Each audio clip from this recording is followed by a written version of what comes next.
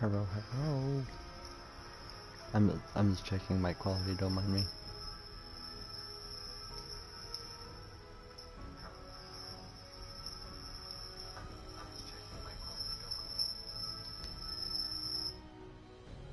You have a big shut the fuck up. Wait, so I was watching at my phone, and so is there a loud squeaking sound, or is that just because my phone is close to my thingy? Cause yeah,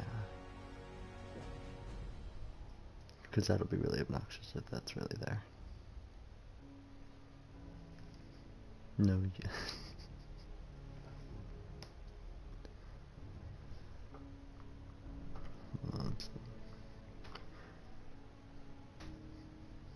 Don't mind me.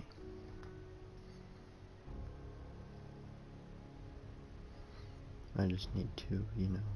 Well, it was squeaky for a sec. You could. Oh, yeah, so it was just my phone. All right, hold on. Let me, you know, because I'm a famous YouTuber and I need to shout myself out.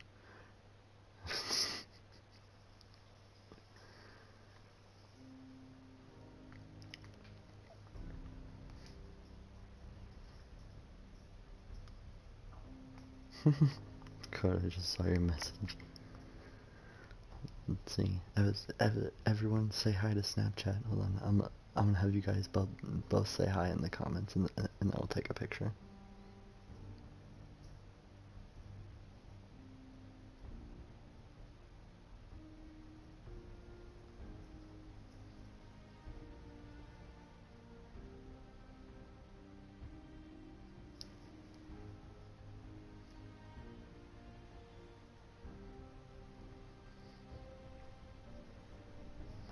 All right. Cody, your turn to say hi.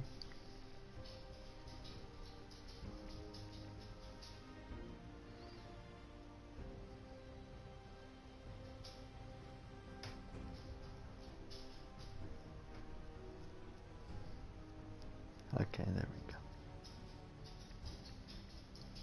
That's a blurry photo. He's a little shy.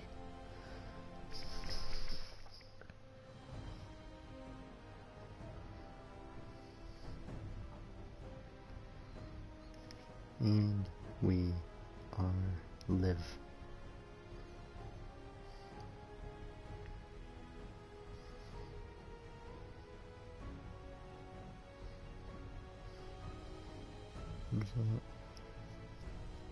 Okay, yeah. Attached to Snap.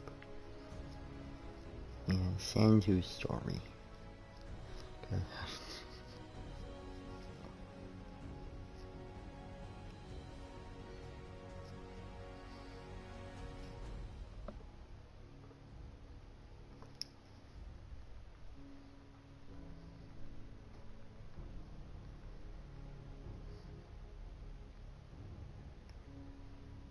Alright, now I'm just gonna give you guys a heads up. I'm I'm honestly not the best at Fallout. I'm just gonna be straight up with you with that. And also I have my mic tilted upward a little bit, otherwise you'd hear me breathing more than you probably already do. And so yeah, I get jump scared really easily, and 99% of the time I get jump scared, it's from fucking dog meat. Also, for your own sake, I'm gonna turn off the radio. Okay.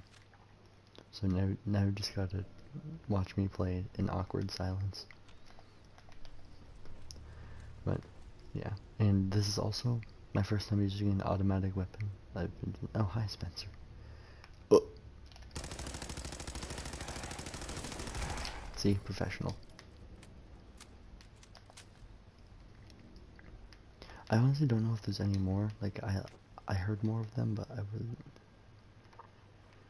I'm not even sure. But yeah, so I'm really not oh, you like the jams? All right. Well, how's the sound? Like how does the radio sound with my voice? Like is it too loud? But alright, so I'm gonna leave it on until you guys comment how it like should I turn down the radio in the settings or what? Also, I know everyone's gonna hate me for this, but I'm honestly not very good at lock picking.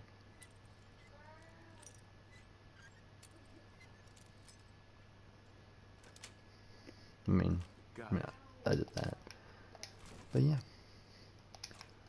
So, I can balance a helmet on my head. Okay, Robbie. I'm proud of you for that. It's a talent most people don't have.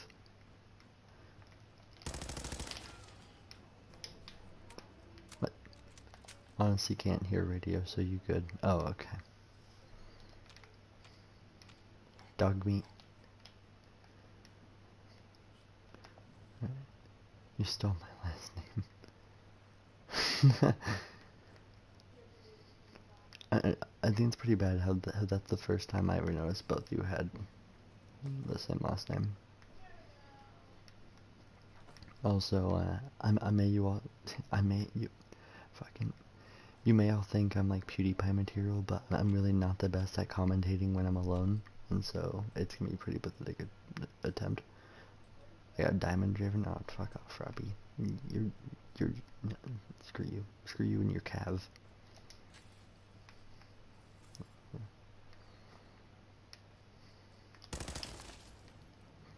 I also constantly shoot dog meat because he's a pain in my ass. I forgot where I was going. Right. Honestly, four people watching is more than I expected. But, hey, I'll take it.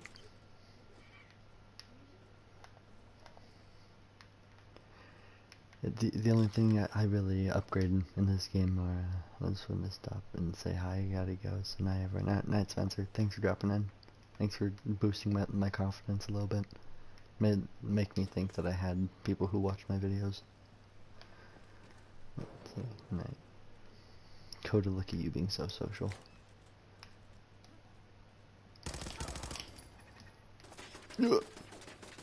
There's everyone. Yeet. First time I've used a grenade too. Get out of the way, dog meat! Ah! See? I hate that bitch.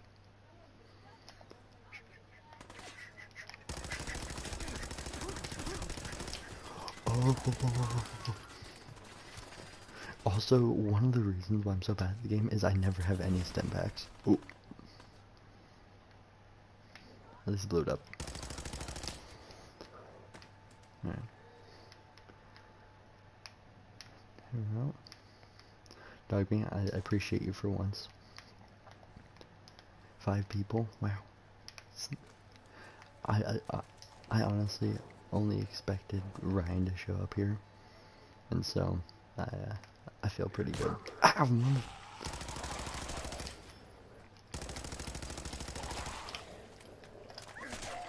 Stabbed a piece of shit. Yeah, see, things like that jump scare me. I'm like really jumpy. And I watch too many horror movies, so little things like that scare the shit out of me. Oh yeah, and so I didn't include this, but but I believe that. But so I said this is limited type stream, as you know. I'm gonna delete it afterwards. I am gonna do that, but most likely I'm gonna be taking clips and like highlights from the stream, which means that all you guys get to be, you know, in a video, you know, with my solid 46 subs, which I'm actually proud of. So suck a dick. And yeah. Oh yeah. And I apologize for anyone who has to watch me hack computers. It's like I can do it. It just usually takes me forever.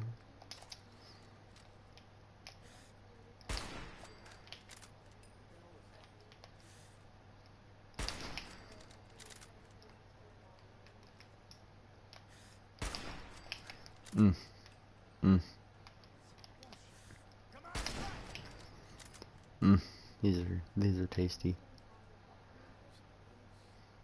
It's like now that I'm on stream, I'm actually getting some good shots, but in reality I'm trash at the game. And you know how many times I've been blown up. So yeah, especially by these things.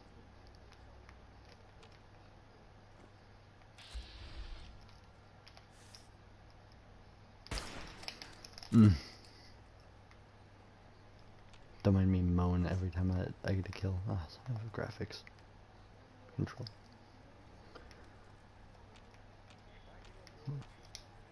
But yeah, and so pretty much the main reason why I'm bad at the game is that I never have stim packs.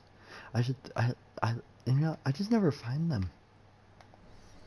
And so it's difficult. Because I get half the time I'm loaded up on a radiation and yeah, that's pretty much how my life goes. Deep breaths. Alright. Fuck up, robot. How the hell do I get? Wait a minute. I could just jump across. Right? I'm cool enough to do that. That was, being Osby. Yep.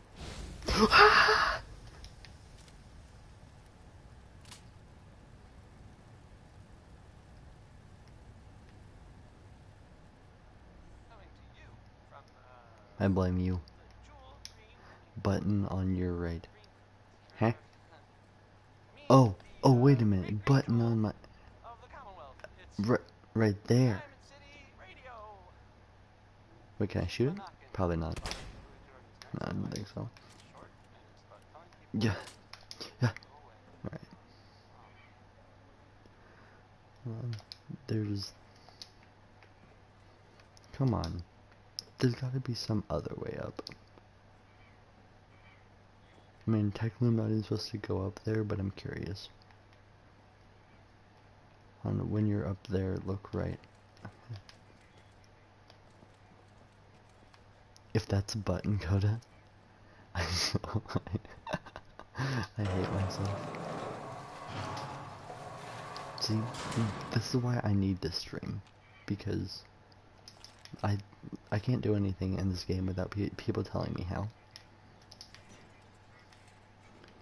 And yeah, and half you guys play more Fallout than I do.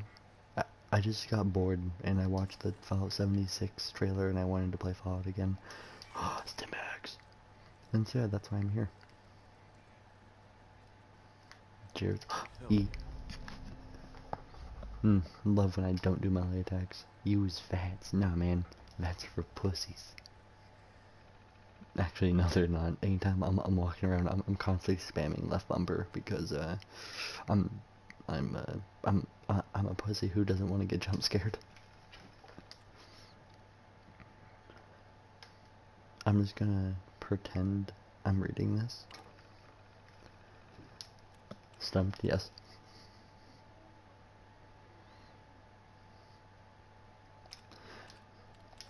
For the stream, I'm just gonna click on these, and if you're really interested in them, you can you can pause it and watch it yourself. But yo, yeah, yo, real talk. Oh, oh, don't worry. Oh, okay, got it. All right. Sorry, it's like it's better. I'm sorry. It's I'm getting jump scared on normal.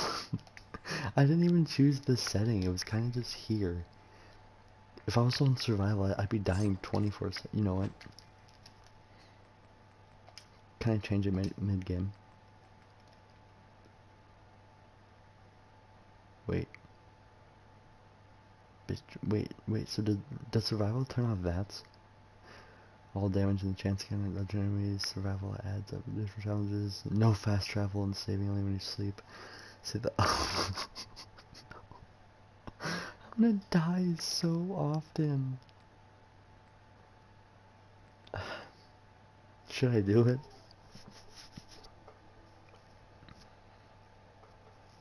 Alright, Ryan, you're the only one here, so should I do it?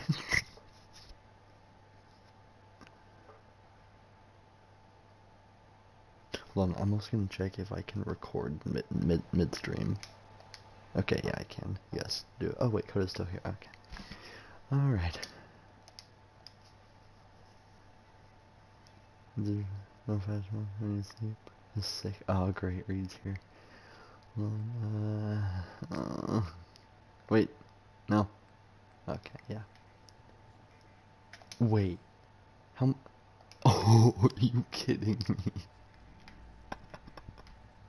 I already hate this. Dog meat's full and shit too. No, move. Hey. Fuck. It's been a long time. It really has. But man, I have to get rid of like everything. Like I can't carry anything. How much? I can't.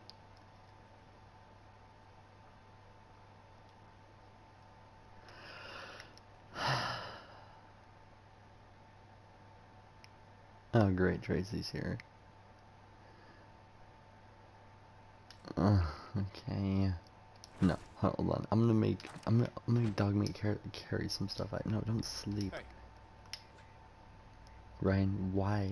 This is bullshit. I'll take that. Man, you know what? I'm just gonna take everything and then just give him what I want. Did you howl at me? No.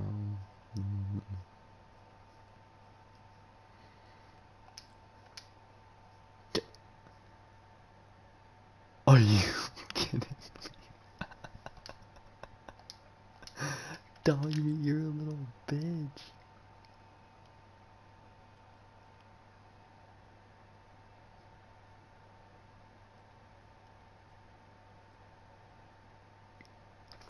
Do I have to play on survival?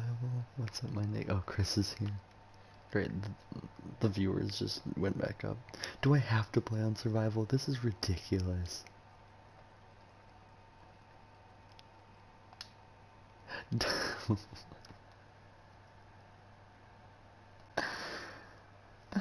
But I had so many things like planned out on how to carry this shit, but no. No, survival just has to take my ass and just...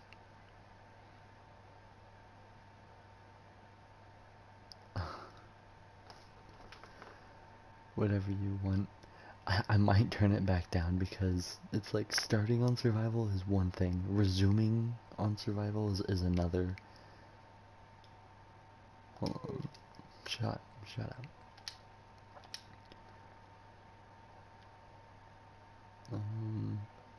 Doki Meister. This. Okay, I'm just gonna ignore that one. I'll play it on hard. There. I'll play it on hard. Please. Sure, when the police won't be able to. Yeah, that's fine. Oh, great, Logan's here. What? Oh, wait, did I decline it? Yeah. Okay.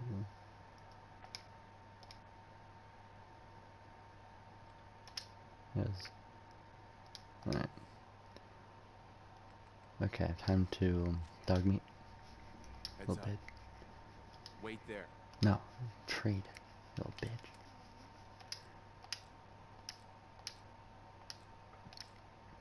See, it's so nice to be able to actually give him stuff, you know? You know, because normal dogs can carry this much, obviously. Don't ask me why I have this stuff, okay? It's just there, and I have a really bad hoarding issue.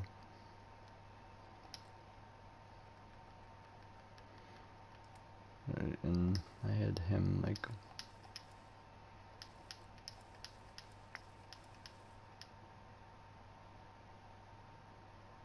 Can't carry anymore. Alright, well not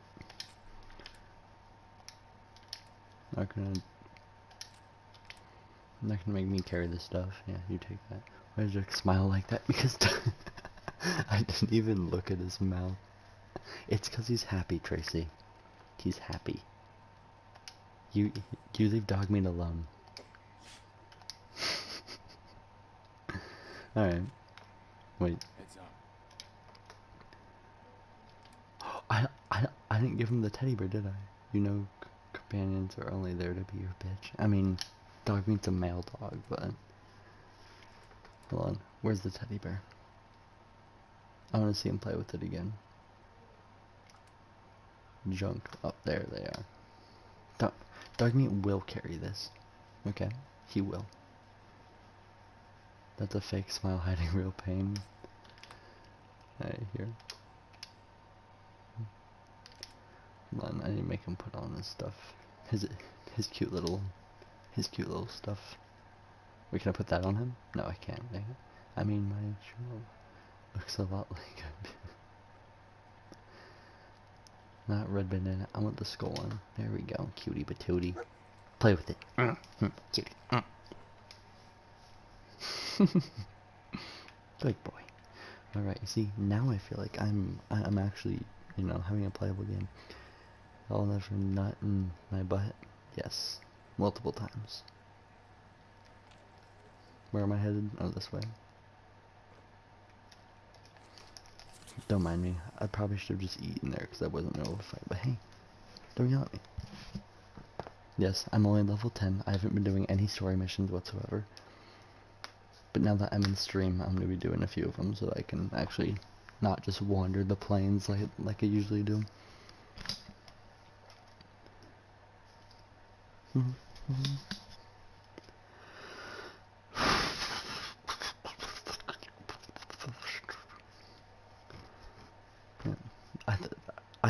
I currently have 6 people watching, and I'm pretty sure this is like the most I've ever had. Oh, 7 now. This is the most I've ever had. Don't mind me. Hey. You're listening to Diamond City Radio. What? If you're listening, though. There we go. Hey. Someone Hey. named Maybell. There's a whole lot of things going on.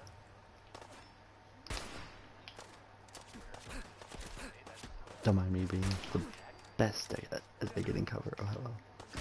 Oh, you little bitch. Hold on.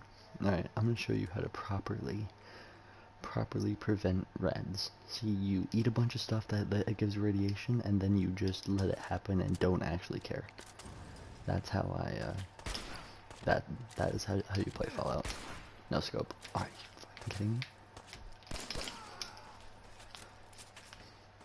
Alright, hold on. Now that I, have my stuff back, I have to organize this stuff. I don't need you. In the movie Liar, Liar, Don't Care, I just love him.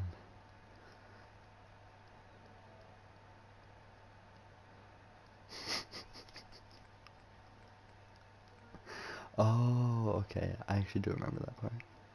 Oh, there we go. Wait, why wasn't it there before? Well, now it is. You had more views last... Wait, did I? I remember, like, viewers after the video was out. But I don't remember all at once. Also, it's nearly midnight, and so I didn't expect people to actually watch this. I was kind of just throwing it out there, but no, I'll take it. Excuse me. If you sub to my account, Draven will eat one big pee-pee.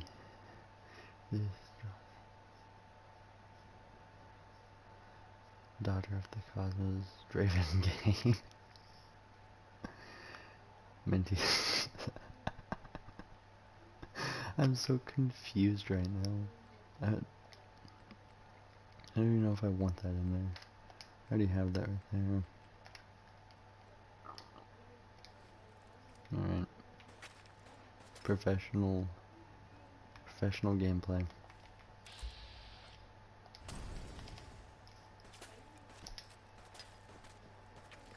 Come here, baby. Come here. Come here. 1v1. 1v1. 1v1. That's right. Also, I constantly forget that I have a block button because I never use melee. The only time I ever use this thing is to do this. Where's the face cam? Okay. You see, this is what constantly happens when I play Fallout. I'm busy chopping up body parts and I just get raped. But where's the face cam? You know, I really don't know. I'm my sister streams and she has not only more subs than me, more views than me, and she also mastered the face cam thing. But yeah, that's yeah. So yeah, once I want to see the face cam. Oh, shut up, Chris. I have to. You have to see me enough already.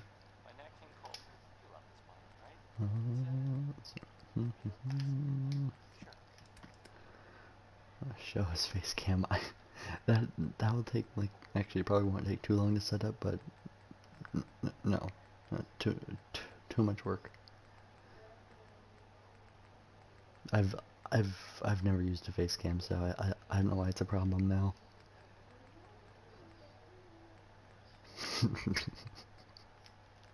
Stop using emojis. Face cam or riot. I mean, playing Detroit, I was all for the riot, so go ahead.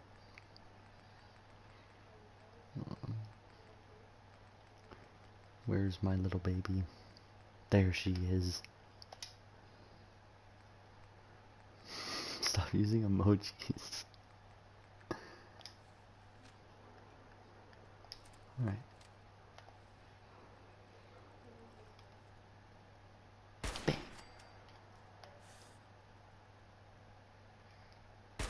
Oh, okay, hold on. You stand still for 1 moment. Come on, a little bit longer. Stop.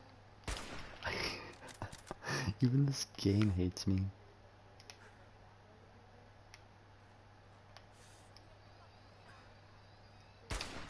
Oh. Draven and Vicky, biggest gay. I don't even know who, like, I'm gonna be honest here, I don't even know who's Ibria's dot, or whatever. The daughter of the Cosmos, never mind, I didn't even read the full thing.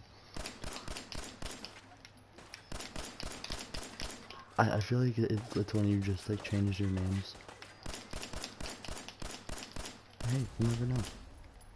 You know what, look at this, Vats 3, just in case. 2, okay, 2, bang, hold on, bang,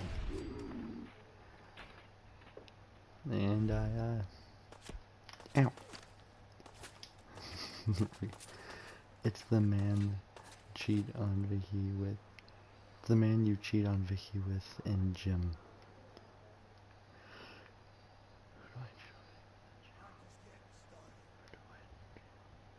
There's a few people. It's like you could be Blake, you could be Trapper, you could be... Like we're talking about first semester or second semester? Hey. Ouch, I'm sorry, I'm sorry. Hey, stop. Do you mind?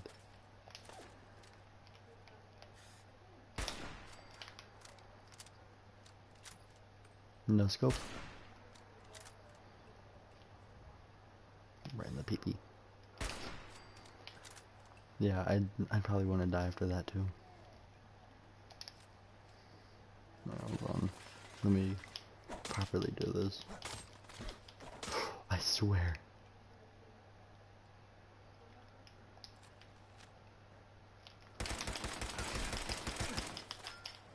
You hit me with your gun, dude? Oh, if I touch this gun. Please, please no. You hide from me behind. Oh. Braden Tennis, question mark? Cause, yeah, I'm pretty sure that's the only person. Hey. Shut the fuck up.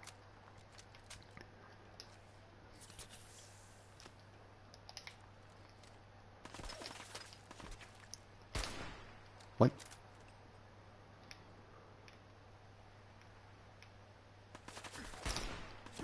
Brain tennis is right, BBG. I thought so. Alright, you know what? How about instead of killing the raiders, I just run for my life, cause eh. Come little pansy, daddy? Yep. That's daddy, alright.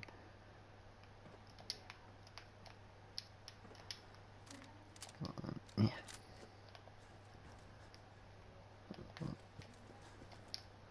Yep, I'm a bit of a pansy, so I'm just gonna run this way, cause I keep reading I'm up. Shut the fuck, I hate this game. Bacon lettuce equals daddy. That's a T, that's not now. Bacon tomato.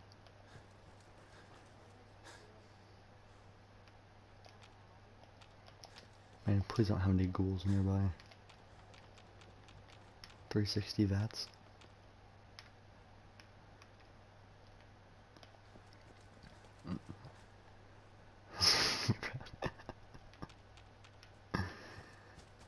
Hold on. I might just be a pansy in fast travel there.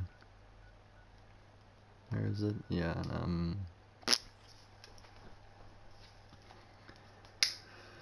I ain't bacon tomato.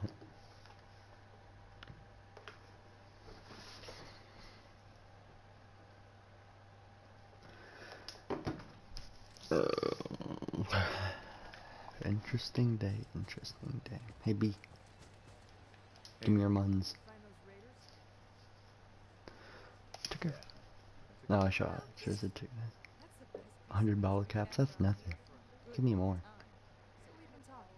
We decided if you came through for us, if we want things to get better, so we're in. You can count on us if you I'm need in help. love with Ryan Hill. Am now coming out of as his lover. Well, see, now I feel cheated. Can we trade a few things? Okay. I want to shoot. Yeah, let's trade bottle caps. And that. I don't think this is trading. I'm pretty sure that was just giving me. Now we're gonna time. 30. Yeah.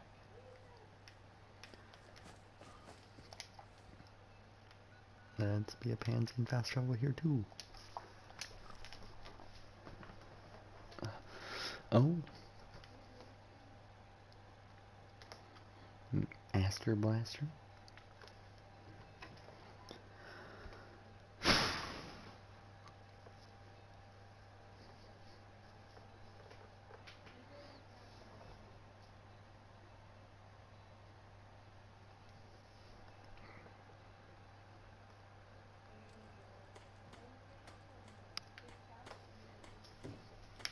Oh yeah, look how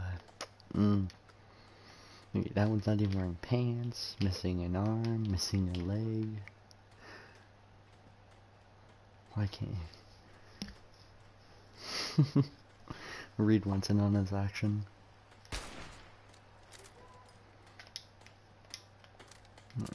Yeah, so I'm a very caring person here, because as long as you look at my resources, that was not my resources.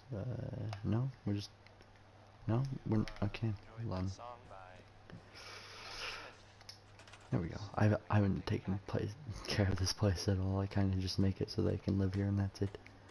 Draven, do you not use the workshop? I really don't, at least not here, because I've been trying to explore. The last time I played, I almost called it Fortnite, Fallout, I like didn't get anywhere in the game. Same with Skyrim. I don't get very far in the game and I don't explore at all. So I've been mostly exploring here. Like I have one turret, 3 posts, and I haven't even like torn down buildings. I've torn down a few buildings, but a sort only of note, yeah. I guess, See, from a sponsor here but yeah, in Vegas, and and I'll so yeah, I'm a terrible leader, but hey, Diamond City that's what surplus. Detroit's for. You know Hey, that settlement you sent me to help? They've decided to join the Minutemen. That's great news. I knew you were the right person for the job. But not much use yet. But once we have more allied I settlements, I we'll come didn't mean to calling whenever you skip need. that, but I got a flare Just so you gun. know, I'm one of the last of the Minutemen. Level up, Never BB. really told you what happened to us. Another settlement needs your help. This is what I get for joining the Heard Minutemen. of the Quincy massacre? No. What was it? I thought everyone in the Commonwealth knew about that by now. Yeah, well, I was asleep for 210 years, so... And the people that did this. Example, Shut your fucking mouth. I was with Colonel Hollis's group. A mercenary group called the Gunners was attacking Quincy. The people there called for the Minutemen to help. I don't think we can play Fallout 76 together. You see, Coda, in Fallout 76, On us, I'll let you handle that stuff. only if You can be the died. leader. I'll be your... Colonel Hollis was dead, b- so I ended up in charge of the survivors. We never found a safe But place to yeah, settle. and so One yeah, you disaster can be after the leader when it comes to this stuff, and I'll just kind of be there. Don't give As up. long as you don't give up. I'm very survive. inspirational. I'm not about to give up, but I can't But protect yeah, the and so Commonwealth all Fallout 76, can't wait for it. I could barely But protect these I'm people. That's why I'm no, talking to you can build their How can we house. build the Minutemen? I would crossplay. You can. Thanks. It means a lot coming from you, Garvey. I appreciate that. Does that mean you'll do it? Sure. Okay. I'll do it. Good. Good. Welcome aboard. I feel like this is a whole new start for the Minutemen and the Commonwealth too. Don't worry. I'll be right beside By the you way, all the guys, way. I found a way to avoid Preston and the Minutemen. Oh, really? You should have told me that a long time ago. That's quite a promotion you just gave me. The leader of the Minutemen has always held the rank of general. Our last leader was General Becker. After he died back in '82, nobody could agree on who should take his place. The one good thing about being the last Minuteman Preston, is you're there's no one to argue with you. talking to you is You're the the reason general. I don't get views. Now it's your job to make it more It's than not just a that title. I'm a terrible Got a YouTuber. strange message from a robot. It's that Said it was from someplace called Baker. your dialogue's literally the length of the game. Well, may as well check it out. You never know. Anything else? Trouble money.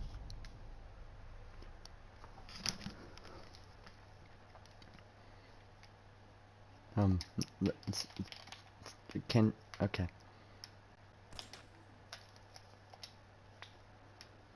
Can't wait for all my save data to be corrupted. It's gonna be a great day. Maybe if you ate his ass, he would go away. Here, I'll try.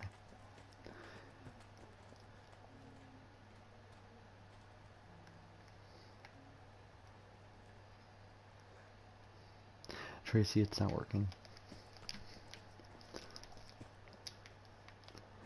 Alright. So, Draven is everyone's waifu? No. No. I'm definitely not. Yeah, look at all these sweet traps. Logan gets an erection somewhere.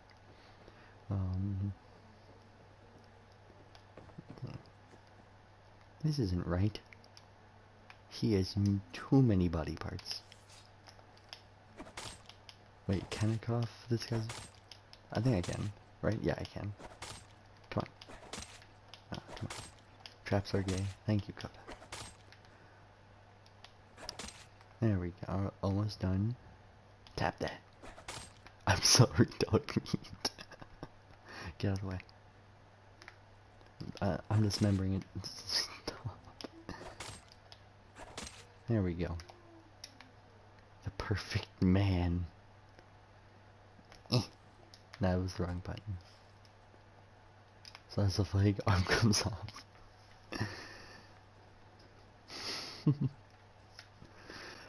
Yeah, I had a thing earlier where I dragged the guy, like, I dragged the guy away from, Nugget One, away from, like, the rest of his body, and whenever I'd chop, blood would come up on the part of the body that he was, like, 10 feet away from. It was great. Oh, Draven is... hazardous? Nuclear? Hey, dog me, look it. It's when you see a female dog. Yeah, that's what I thought. Do a trick for me. Hey, Hey. come here, bitch. Come. Yep. Get Over the here. fuck over here. No. Hey, how you doing, buddy? Tricks. Hey, boy. You know any tricks? There we go. Toxic, okay.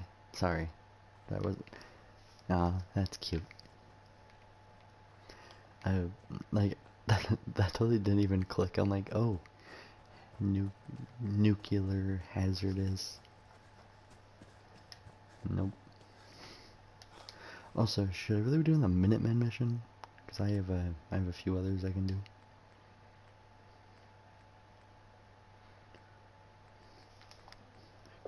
Koda is a god, a good noodle. Fuck me.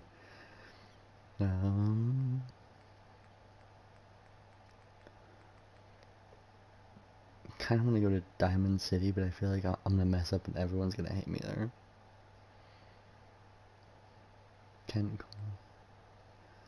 I just came from there before I started the stream. Like, see, I met the captain, but it didn't give me any further instruction. I'm like, excuse me? What is line transport? And bassoon. Oh, I didn't see that part. No, bassoon. Who wants to get fucked up? Well, why no face cam yet? Just because you left for a little bit and came back doesn't mean that I'd have a face cam on. It's face cam. Shut up, Koda. Thank you, game. Also, with my luck today, this game's gonna have an error and it's gonna crash and it's gonna be great. It's gonna be perfect, you know? Don't mind that. Wait, I can fast travel there. I can fast travel near there.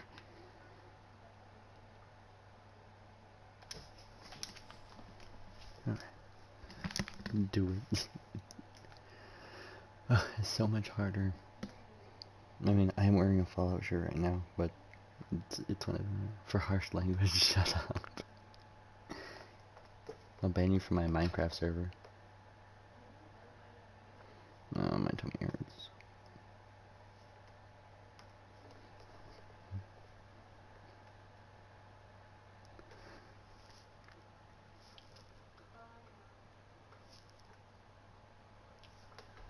No face cam and I get slightly upset.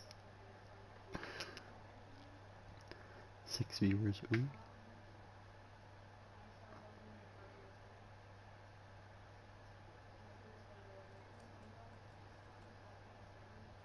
Alright, now that this place is cleared up, time to protest. Alright, hold on, where am I going? This way.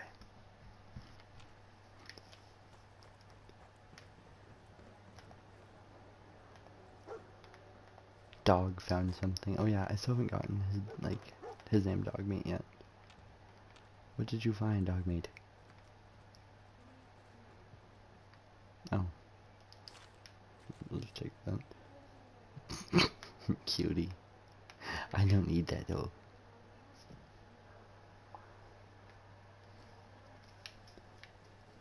Sorry, I just farted. I had to like stay silent there for a second. Oh, I remembered what gun I wanted in my inventory. Where is it? Did I give it to you, dog? Oh. Okay, see, the last time I was here, someone with a fat man kept blowing me up, and that's why I left. No face cam. There it is.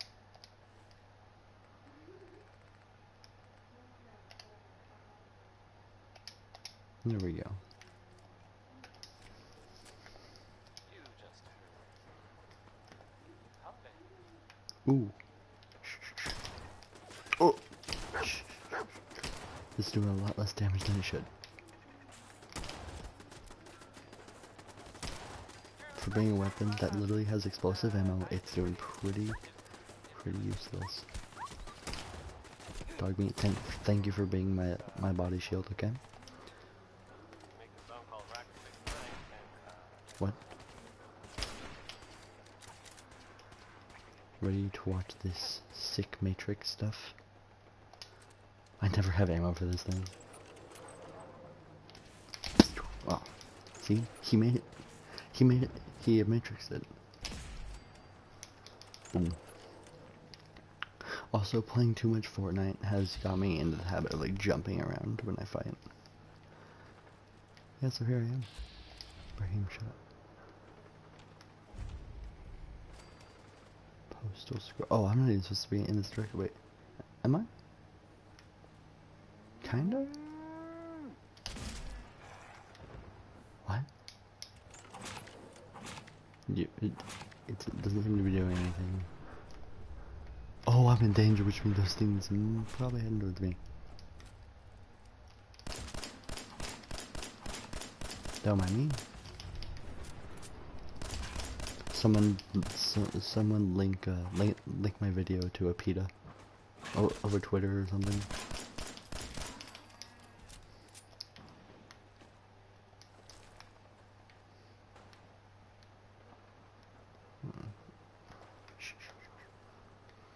Wait, alright, I'm supposed to go this way. You detect nothing.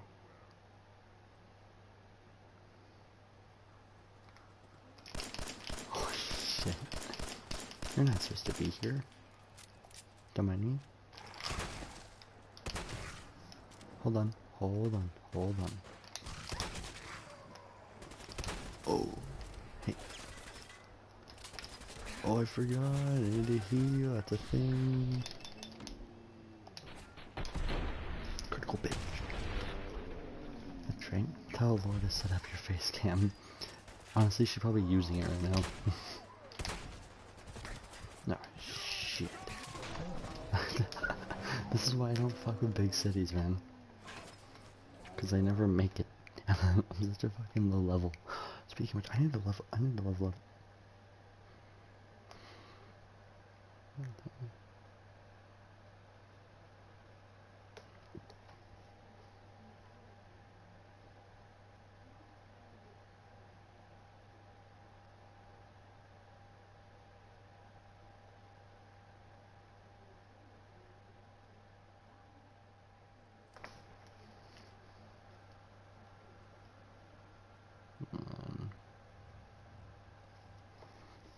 Alright. No need for face cam, just serenade with them with your voice. I can read you fan fiction. Would that replace the face cam? Oh, what's this? Wait, where am I anyway? Oh, a door.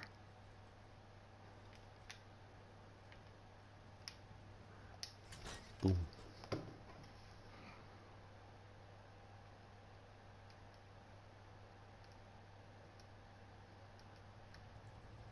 Sorry, I had to leave for a little. I'm back. What'd I miss? I got killed by a bunch of super mutants. I think the one that killed me was with a pool cue. A pool. What is that thing called? The pool stick? Next video, do it in ASMR. Alright, well, I'll read some fan fiction if you guys tell me what type of fan fiction you want. Pop my bag.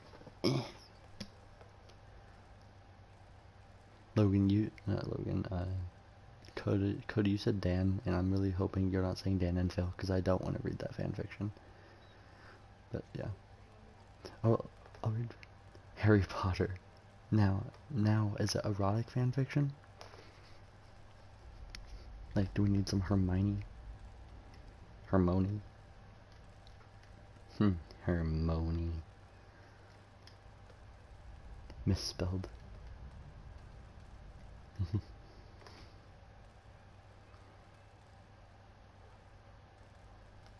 Very erotic. Hold on, nothing.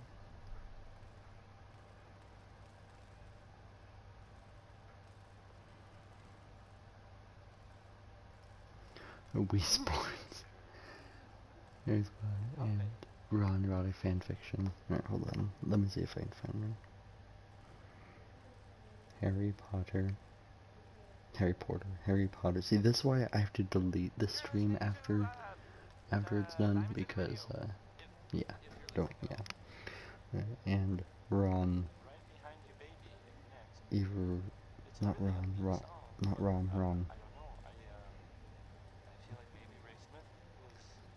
erotic fan fiction. Making Ron feel better, a Harry Potter fanfic. Is flying better than sex, a Harry Potter fanfic? Um,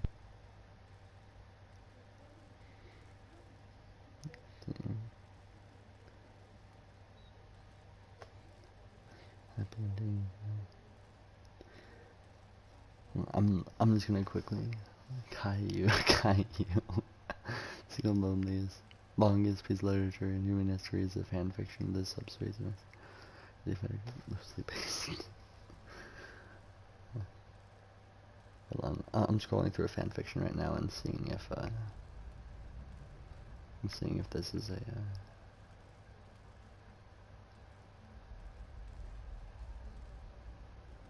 oh, fuck, my life.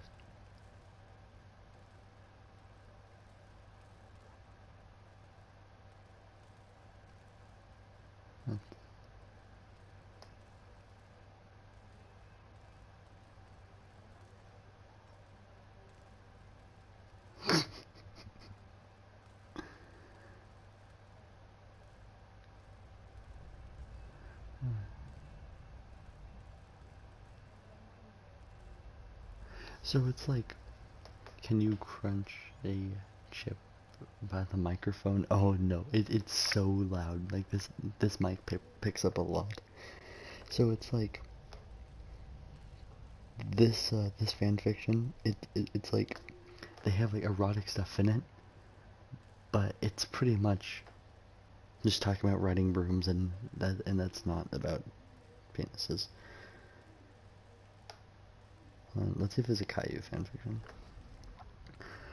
That ship, I'll grab one in a second. Caillou fanfiction. Rated M. Wait, did I see lemon? Lemon.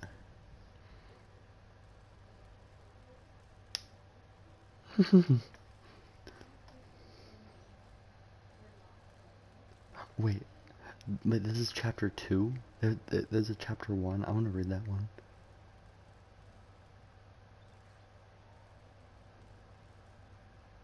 Let's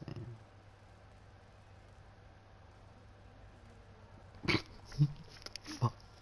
Okay, I found a Caillou erotic lemon fan fiction. This is so disturbing.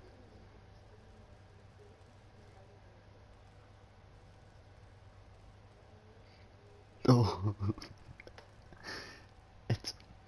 this is a fan fiction about Caillou and his sister.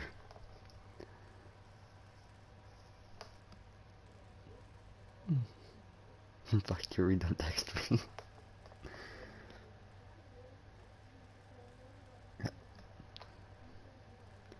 Victoria, why did you make me find this? This is such a disturbing story.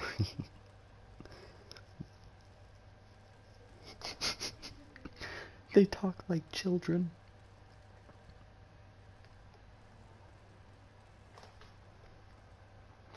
But I really don't know if I should read this.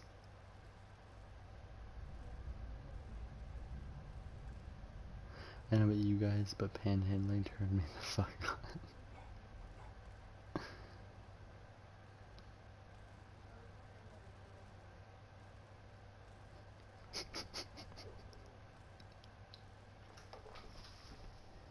This is so fucked up. Sophie won't shut up, read. Like, this is literally a fan fiction about Caillou and his little sister discovering sex together. And it's like, it's not when they're older, it's like when they're kids. And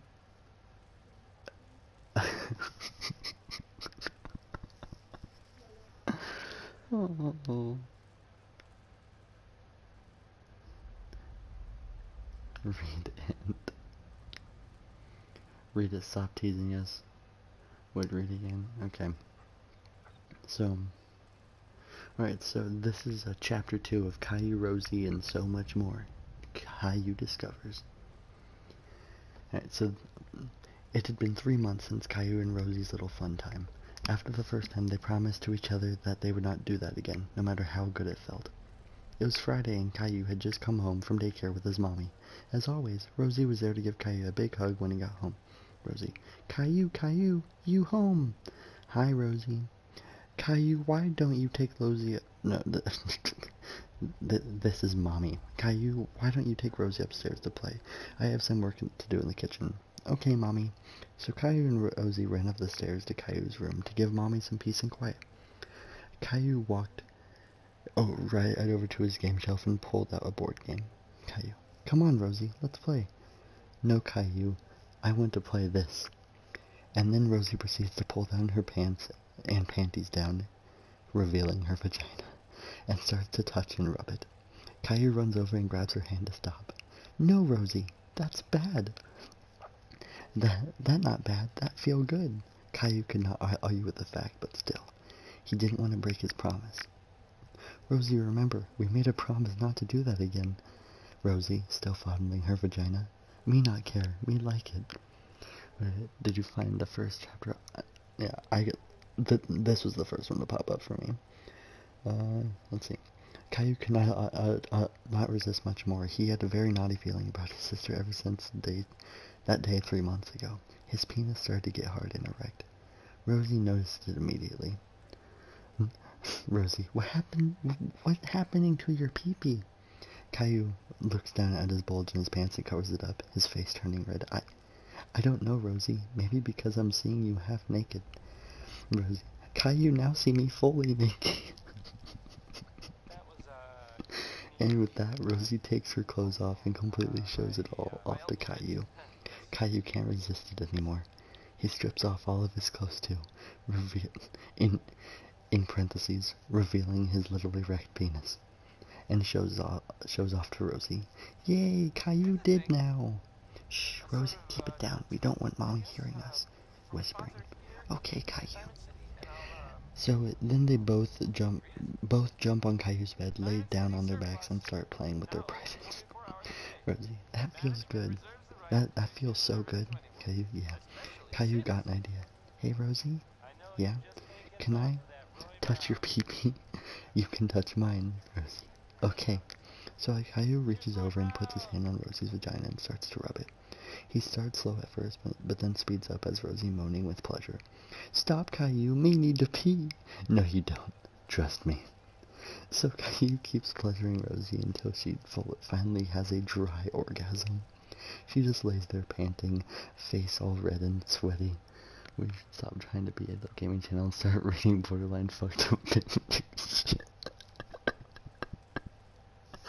I mean, I'm not good at I'm not good at being a gaming channel, so why not? Yes, just why not do this for a living? So then Rosie reaches over and takes hold of Caillou's little erect penis. She starts to fondle and rub it like she had seen Caillou do to himself before. She then pulls the skin on the head of his penis back, revealing the head. Oh, Caillou's uncircumcised.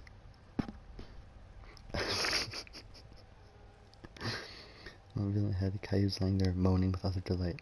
Oh, Rosie, don't stop. So Rosie licks the exposed head on Caillou's penis, then starts sucking on it. This causes Caillou to let out a quite pleasured scream. That was all he could take, and he had a dry orgasm. He just lay there, all red-faced and panting, just as Rosie has been when he finished. Wow, Rosie, that was amazing. Then Caillou got another idea. Hey, Rosie? Yeah. Oh, fuck. I noticed that your pee-pee is like, oh, I really wish I was there. I'm dying trying not to laugh. Oh, shut up, Ryan. I didn't know. Rosie? Yeah? I noticed that your pee-pee is like a hole. Maybe my pee-pee is supposed to go in there. Can I try? Sure. Oh, wait. So, I'm not sure if you guys can hear, like, the game music. So, and if so, should I turn that off for me reading the fanfiction? Like, I don't know how loud it is for you guys.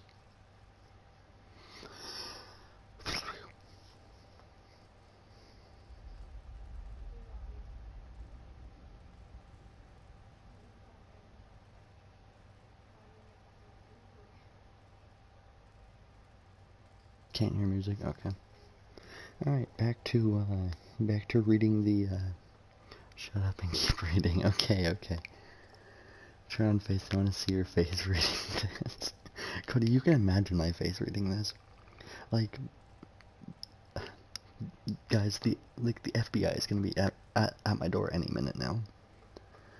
Alright, so Rosie laid on her back while Caillou got on top of her. I've seen Mommy and Daddy do this, so I think this is how it goes. Oh. He then guides his penis over Rosie's vagina. He inserts it into her vagina and then stats thrusting. Caillou and Rosie let out loud pleasured screams. They catch the attention of her mommy, although they don't know that.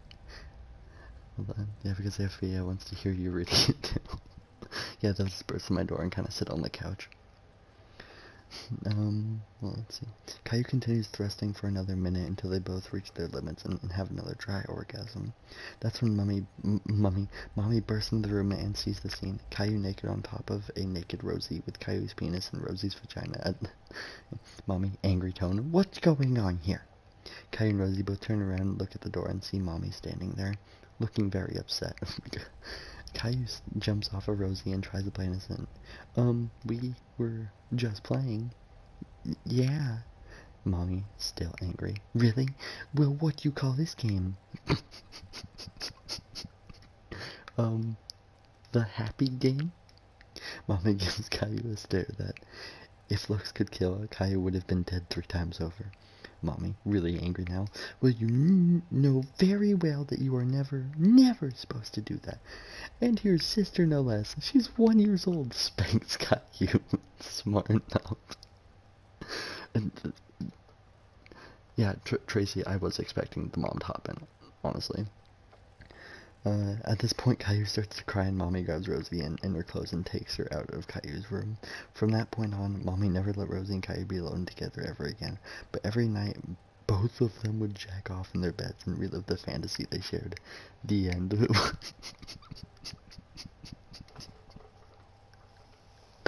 the fuck? Why? Wait, is there chapter 3? There's a chapter 3. Read this now. Hold on. I'm looking at the fanfiction Reed just sent me.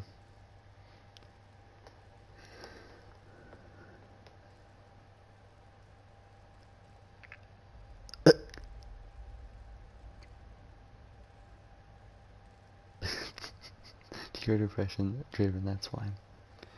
Alright, so Reed sent me a truly groundbreaking story. Oh, I know, right? Reed sent me an Arthur an Arthur fanfiction. So I'm wondering on what's everyone's vote on hearing this one.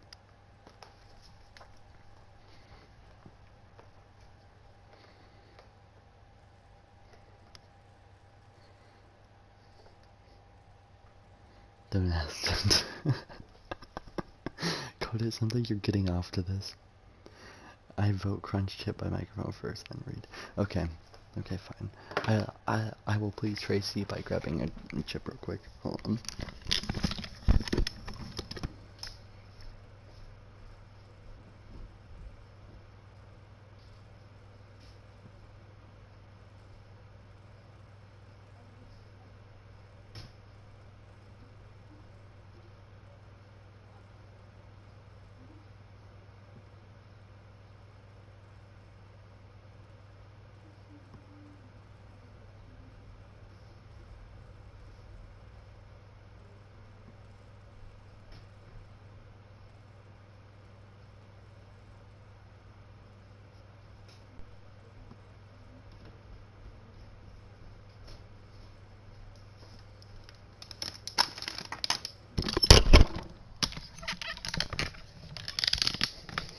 Shut up, Rita.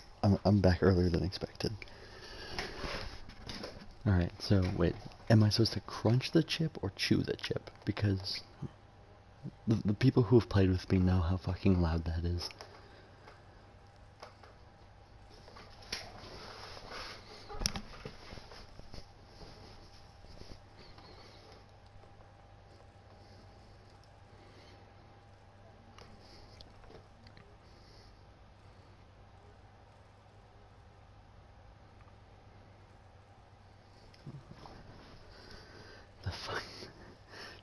Fucking shit.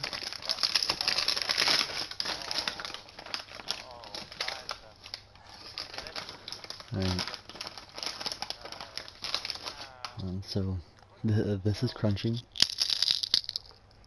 That was... Alright, and now for the longer one.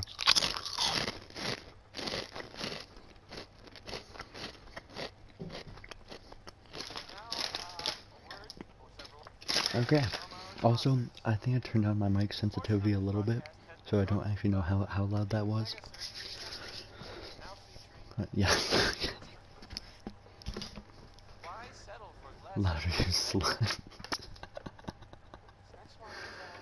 Alright, hold on. I'm gonna. It's gonna like the stream's gonna go a bit black for a second, or blue or whatever, because I'm gonna fuck all of your eardrums. Hold on, where is it?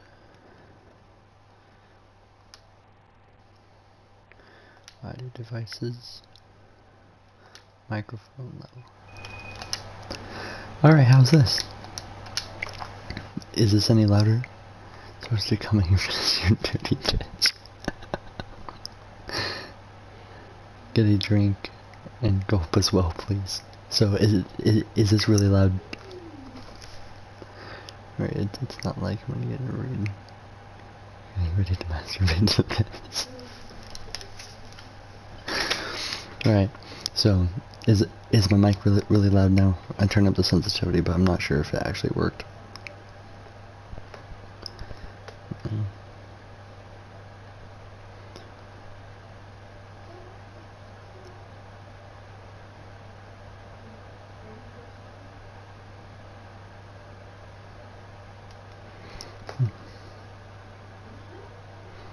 Just do it, okay.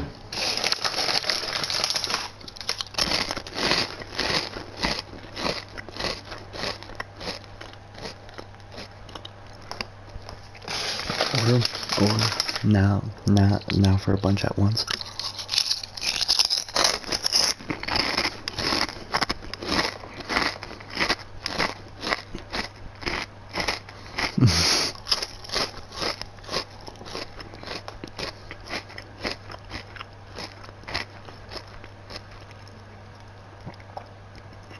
There we go.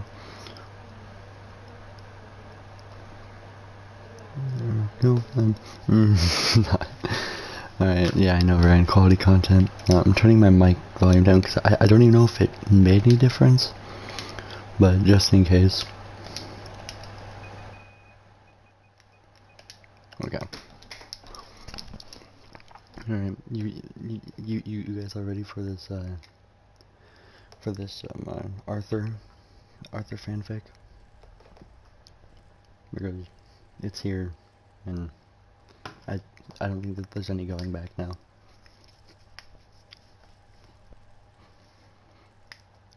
Suck dick next to Mike. Trust me, if I was flexible enough to do that, I would never leave the house.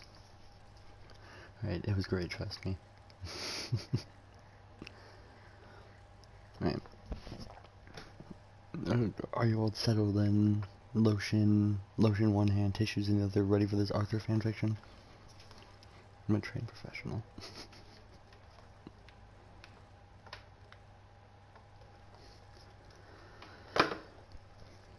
Alright. I'm gonna take the no response to my question as a yes. Oh, hold on. Ready, set, go. Okay.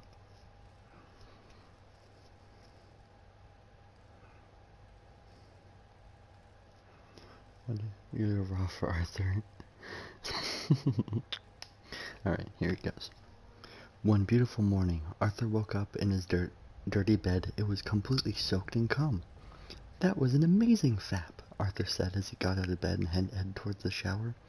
I think today I'll go to the park with Muffy and Francine. He finished his shower and dried himself off. He jumped right into his clothes, which are also cum-soaked. Arthur fell down the stairs because he slept on his cum-soaked carpet. In fact, everything in his house had cum all over it. Even his cereal. He ate happily. Wait, happily ate. Delicious! He exclaimed. Arthur then realized he was completely out of cereal. Mom! He yelled into the house. He decided to search the house for her. He first checked her room, and in a stroke of luck, he found her. She was stuck in a cumcoon. That's cumnees for cocoon.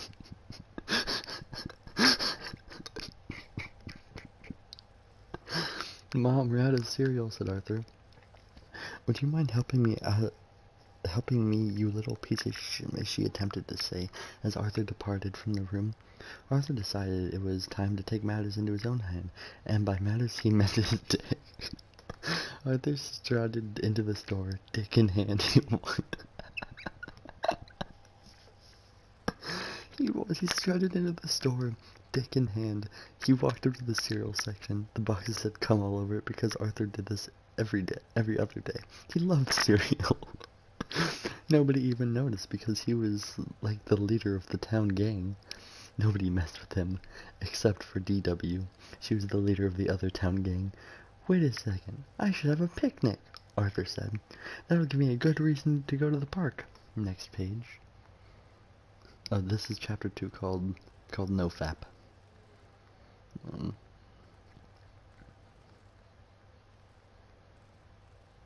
Alright.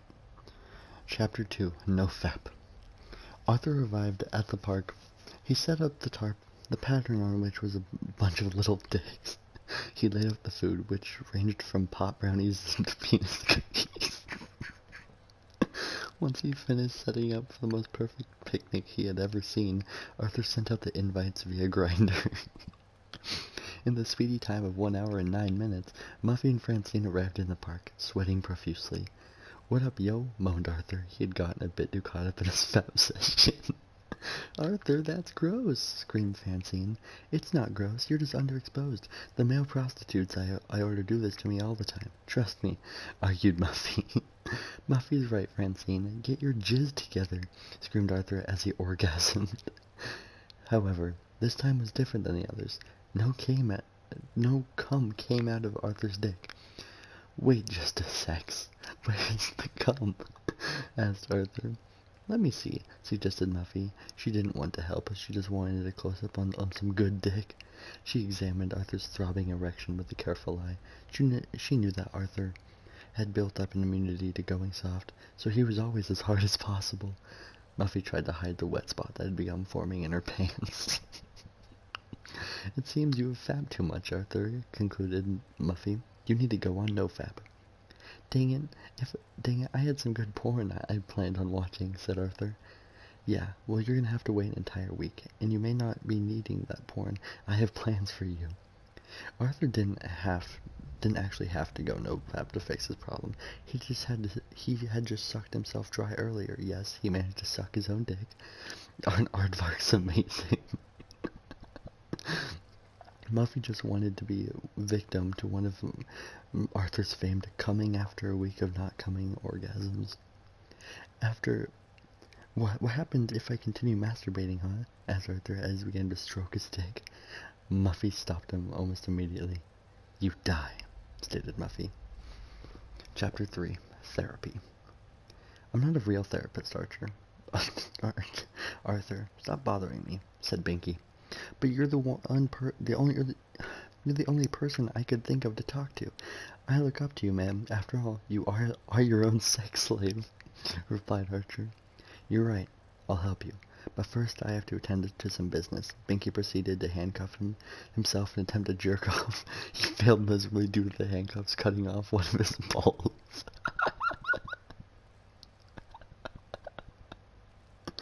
Dang, that's the third time this month. The hospital work is already starting to get suspicious. Binky said as he tried to stop the bleeding. Did you know sex slaves were illegal? Because I didn't know until I already had signed the contract with myself. Man, dude, you got even worse problems than me, said Arthur. Screw it, bro. I'm gonna help you out. I've got about 10 minutes before I pass out. Arthur sat down on the small stool that had been near him. Just after he got comfortable, the stool collapsed, revealing its secret compartment that was full of condoms. Really, dude? Said Binky. Sorry, Arthur said. Wait, why do you need condoms if you're your own sex slave? Just in case, man. Also, they make cleanup easier. Okay, whatever. Can we get to the point? I need tips on how not to fap. Alright, step 1. Don't fap. Got that? Step 2. Stop watching porn. Binky slapped away the phone that Arthur had pulled out of his pocket. It slid across the room and ended up in the corner. They could both hear muffled moans coming from the still playing porn video. Dude, it was getting good, exclaimed Arthur. Well, you're gonna have to stop watching it if you want to live. Now step 3, don't. Binky suddenly collapsed on the floor. The pool of blood that was forming around him grew bigger with every second. Yes! Now I can steal some weapons for my gang, said Arthur, happily walking to the pile of weapons that Binky kept out in the open. Binky was the primary arms dealer of Arthur's gang. He had made a lot of money selling weapons, which he used to buy more handcuffs when he broke all the other ones. He never did buy any keys to open them, so he had to break them open to be free. Arthur left Binky's secret cave location and traveled all the way back to his gang's base, Lakewood Elementary School. Meanwhile, Binky kept bleeding. He regained enough consciousness to grab his detached ball and say, "Dang, Binky died within minutes." Last chapter, chapter 4. The next day, Arthur decided on a new tactic. Instead of jerking his own meat, he would jerk someone else's. Arthur decided that this someone else would be Buster. Buster had just finished decorating his new fleshlight with diamonds and other gems. He had realized how little he had thought of his plan through the moment he put his dick into it. Fucking shit, said Buster as the gems cut into his flimsy penis. He grabbed one of the jizz cakes from his stash and began eating it to calm himself. At that moment, Arthur entered the treehouse. "Hey man, how's it go?" Buster began to say before he was cut off by Arthur tackling him to the ground. Arthur then began to gently stroke Buster's cock. "Ooh, ooh, yeah, baby. You know how I like it," moaned Buster. However, his cock never got hard. It stayed at its frail size of half an inch. Arthur looked at Buster with a sad disappointment and said, "What the fuck, dude? Where's your dick?" DW looked at her GPS tracker. It showed that Arthur was currently in the treehouse that belonged to Buster's gang. "Dang it! Are they getting it on without me? This is exactly why I have this thing," said DW as she sprinted towards the treehouse at light speed. Her legs were very strong due to vigorous masturbation. DW entered the treehouse. She got there just in time to see Arthur riding Buster's cock. "What the jizz are you guys doing?" "You can't get it on without me," yelled DW. "You know what? This is it. I'm declaring war on you guys. See me at the library in 4 days." "DW, it's not what it looks like," Buster exclaimed. "Yeah, I'm not riding his dick. You you just can't see because it's tiny," said Arthur. Sure it is, Arthur. See you in 4 days," DW said as she jumped from the treehouse and simultaneously broke all the bones in her body.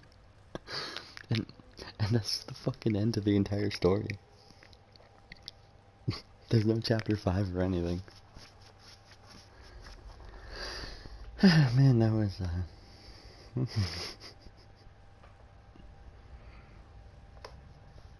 How did you all like that story?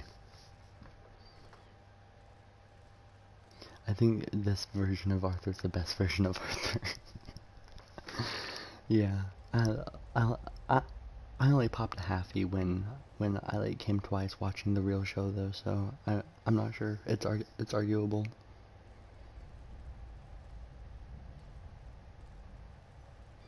They need to work on making this a show.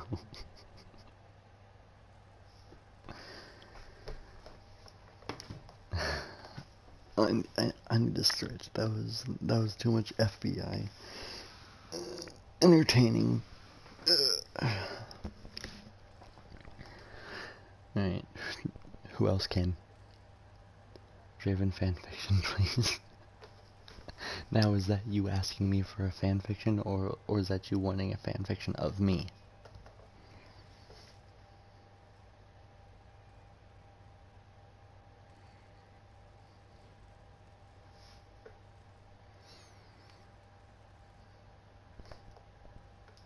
Yes, I don't think that's an answer to the question. Fan fiction of you. You write it, I read it. I'm not gonna write it myself though. Great. All of my streams are just gonna turn into me having a game in the background, but I'm just reading erotic fan fictions.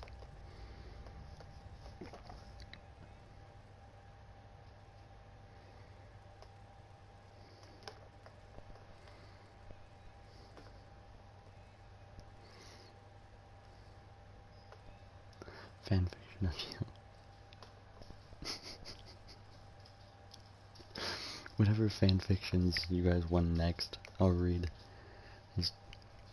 They never used the clenched fist of me and my right marketing strategy.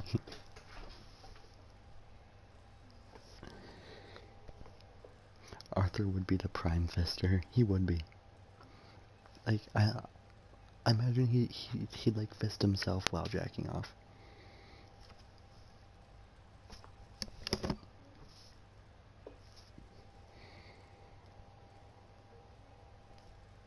Donald Trump fanfiction. Oh, I can promise you there's one of those.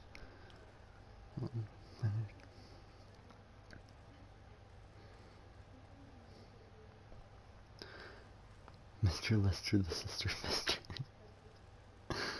Hold on.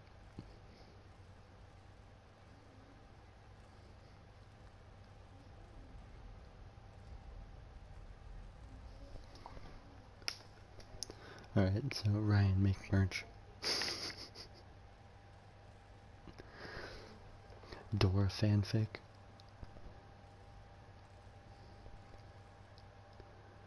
And Mr. Lister's sister, the Fister Resistor.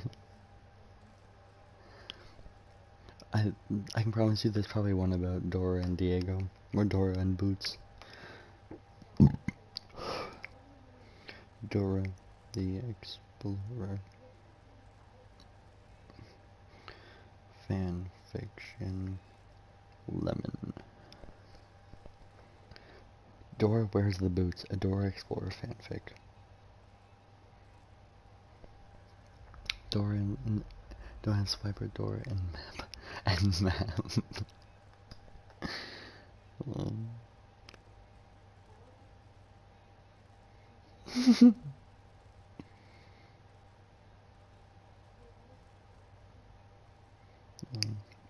I'm just kind of like, scanning this fanfiction.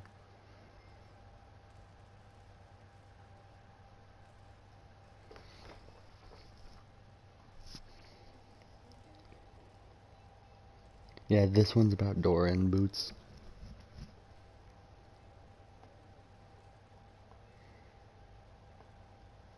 Let's see.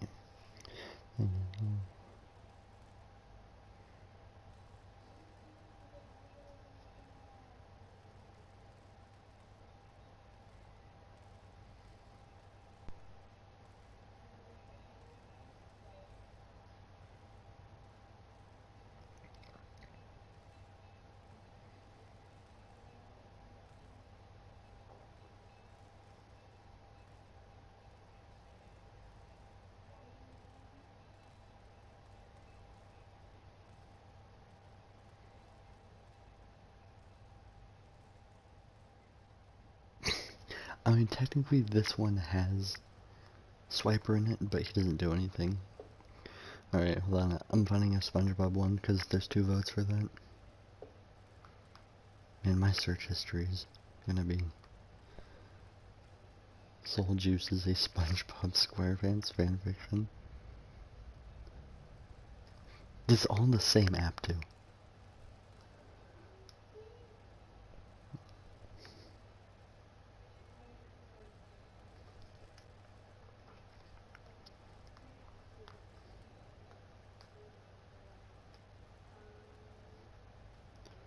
Let's see the SpongeBob one.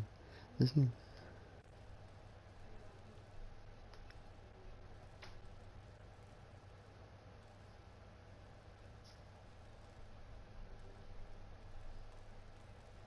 Let's see.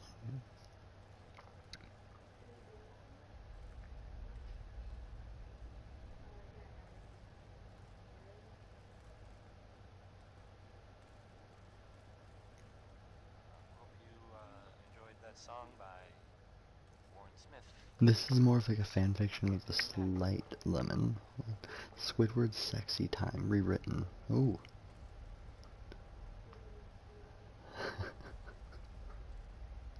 Coming to you from SpongeBob can act up his own cum. Soak. There we go.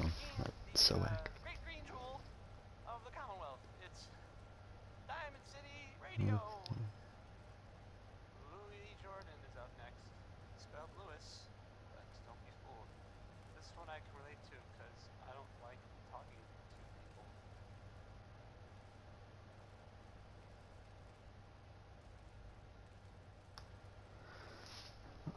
So this one I just found. It's SpongeBob, Squidward, and Patrick. They're probably gonna have a threesome so far.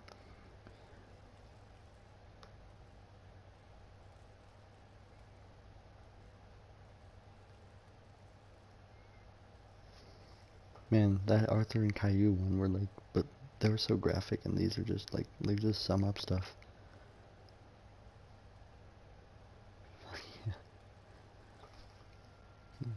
Tentacle a go-go, a SpongeBob SquarePants fanfic.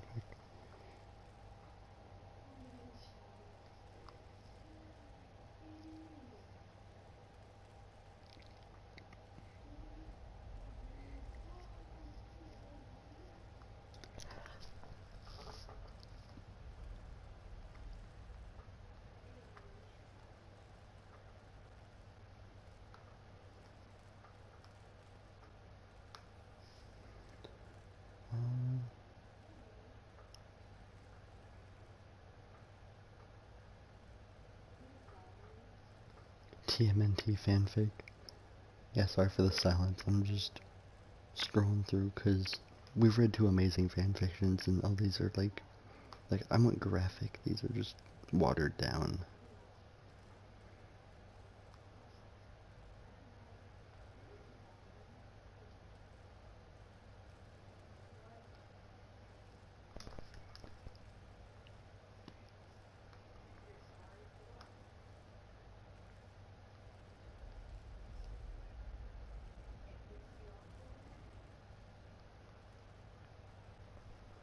Make them graphic driven.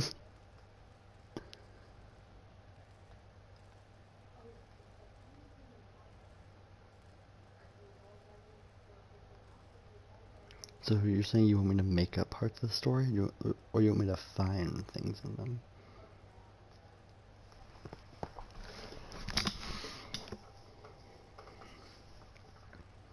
Because if one of you want to write a fan fiction for me to read,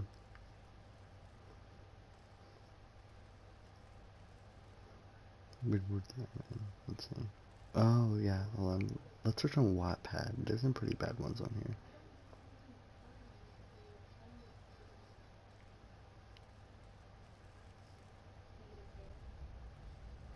Find the most fucked up graphic fanfic.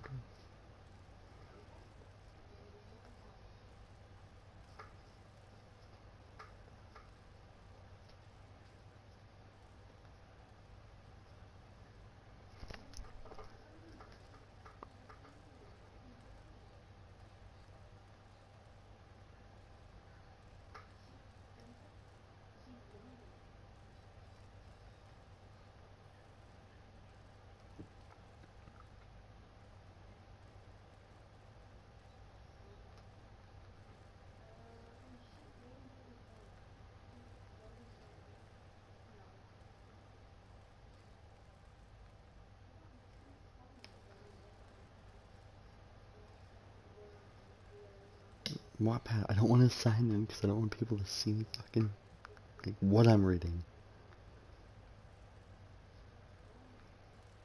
Let's see. A SpongeBob.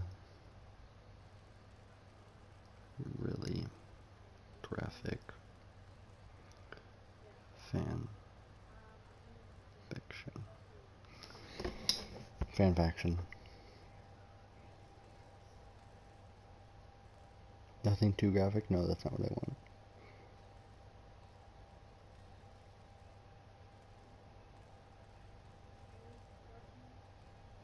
Hot tub, man.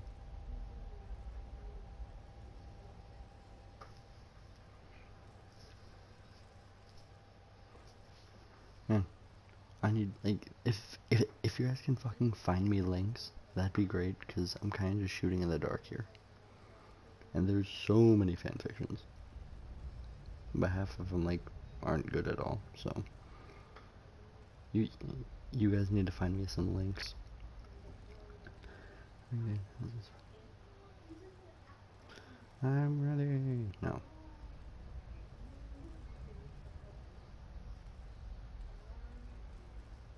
The sponge fic.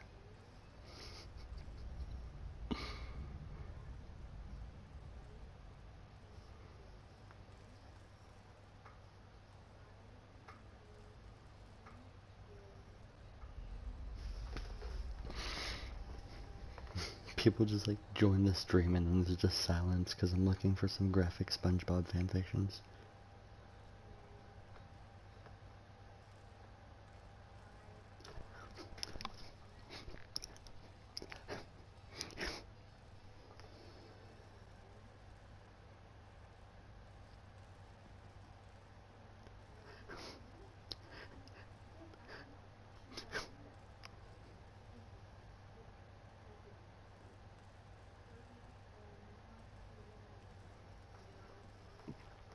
Anyone find anything good? If so, send links. I need stuff to read. Your channel is only growing from this. Honestly. Man, like, it's like, I had like 3 viewers when I was, or I had like 5 people, 5 or 4 people watching as I was reading, and then the second I stopped talking because I'm looking for fanfiction, 6 people show up. Wait, no, 3 more. And so, oh great. It's honestly probably the same people who were here before. Oh, let's see. Oh, okay. Reed went out of his way to find me something. This is fucking gold. Okay. Reed, did that say unconsensual in the title? You know what? Fuck it. I'm logging into Wattpad for this shit.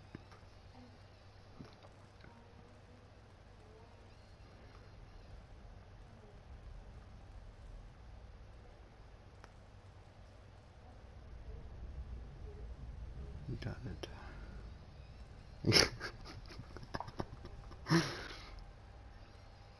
Alright, so, Reed found me a fanfiction. It's called Unconsensual, a Jacob Sartorius x Bill Cosby fanfiction. And the first chapter is called Nazi Summer Camp. And so, I'm liking where this is going so far.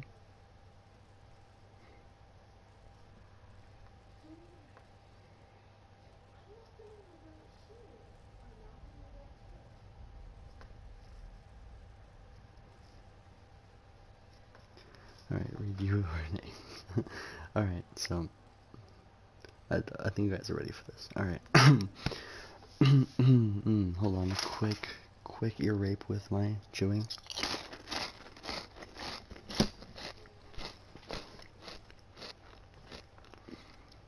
Alright. Also, the account name is the coolest otaku.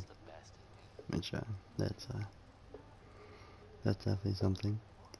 And, hold on. So, this radio station. Fuck the ASMR is so good.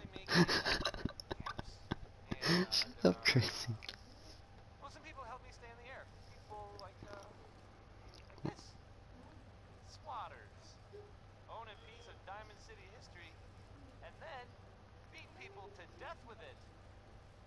This Billie Holiday? Alright. Yep. You guys ready? Alright, I don't know who that is, but I'll take it. Alright, fanfiction time. Chapter 1, Nazi Summer Camp. Hey boys, love you, Dre. Oh, see Braden, thanks for stopping by. Alright. Wait, I'll wait for Braden.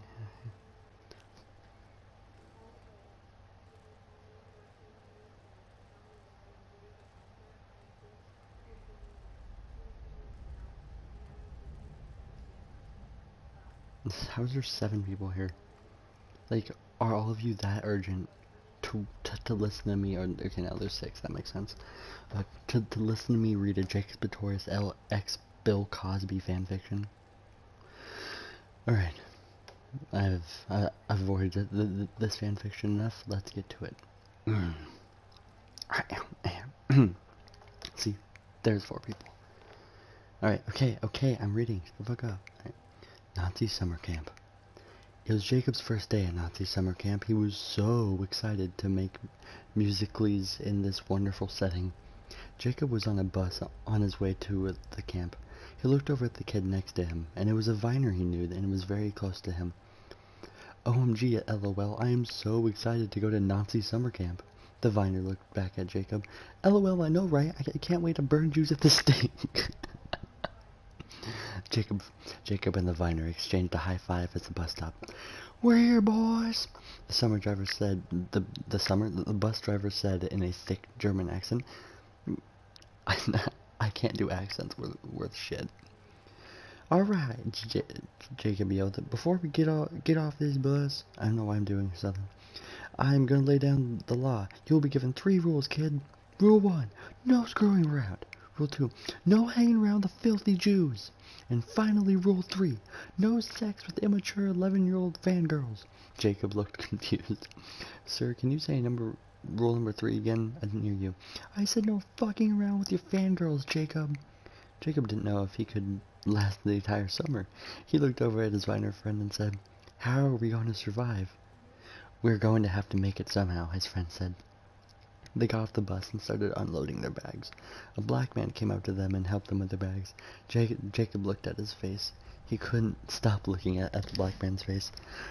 It was just so sexy. What's your name? Jacob asked. My name's Bill. Bill Cosby, the man said. Where are you from? A town in America called New York. I'm from the same place. I'm from some place in New Jersey, but my parents are so rich, so I don't really care, Jacob said. Nice, Bill said. Well, I better be getting to my cabin. The Jew bonfire will be starting soon, Jacob said. Will I see you again? Bill asked. You sure will, Jacob replied. And so our love story begins.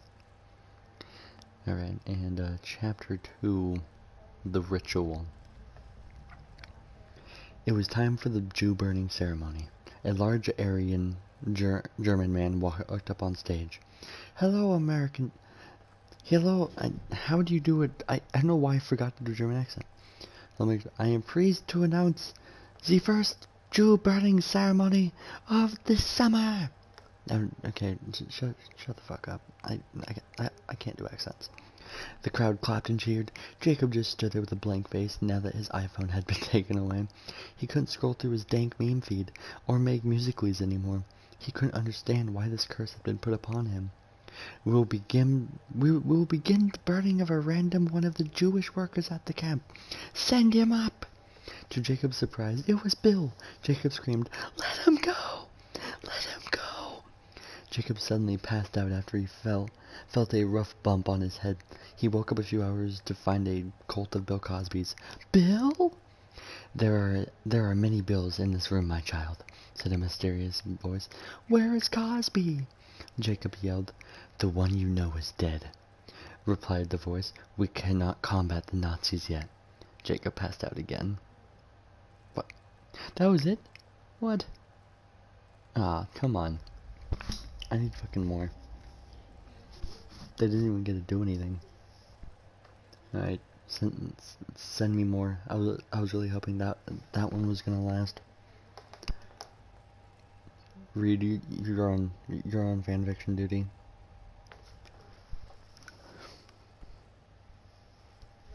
These are my favorite bedtime stories. I know, right?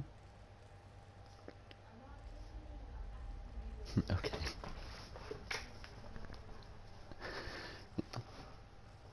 Anyone else who wants to look for fanfictions, you can go ahead. Reed's just been the only one who's actually been sending me links.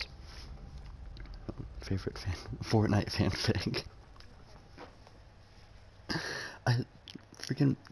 You just go to Shadbase's page and find Fortnite just fan art, not fan art, sex art. And so guaranteed there's There's fanfiction for it. Ryan, you read my mind.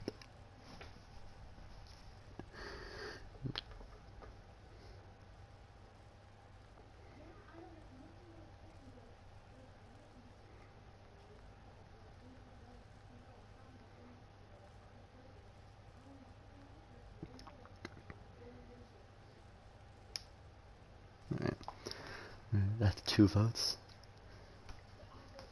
Alright, well, I can look for a Fortnite fanfic, but make it 3, okay. Fortnite erotic. Oh, hi, Lance. 8, wow, 8 viewers most of the night. Yeah, so Lance, I'm not, you probably, I mean, I posted on my story, but we are reading erotic fanfictions. We've done Arthur, Caillou, and one about Jacob Sartorius and Bill Cosby at Nazi camp. That was one we just read.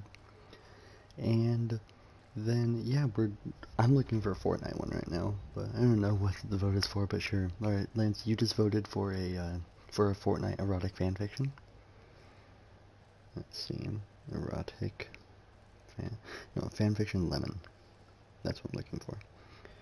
Fanfiction lemon. Alright, this is an epic Fortnite story about middle school. If you don't like drugs and sex and rape and shit, go. Hold on, I have to look at this.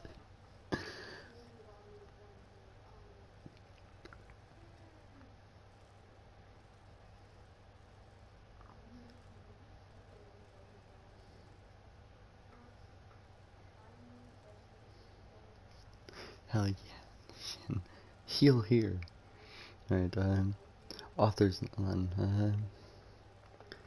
how many, okay, so, I found our next fanfiction. It's called, Fortnite Middle School.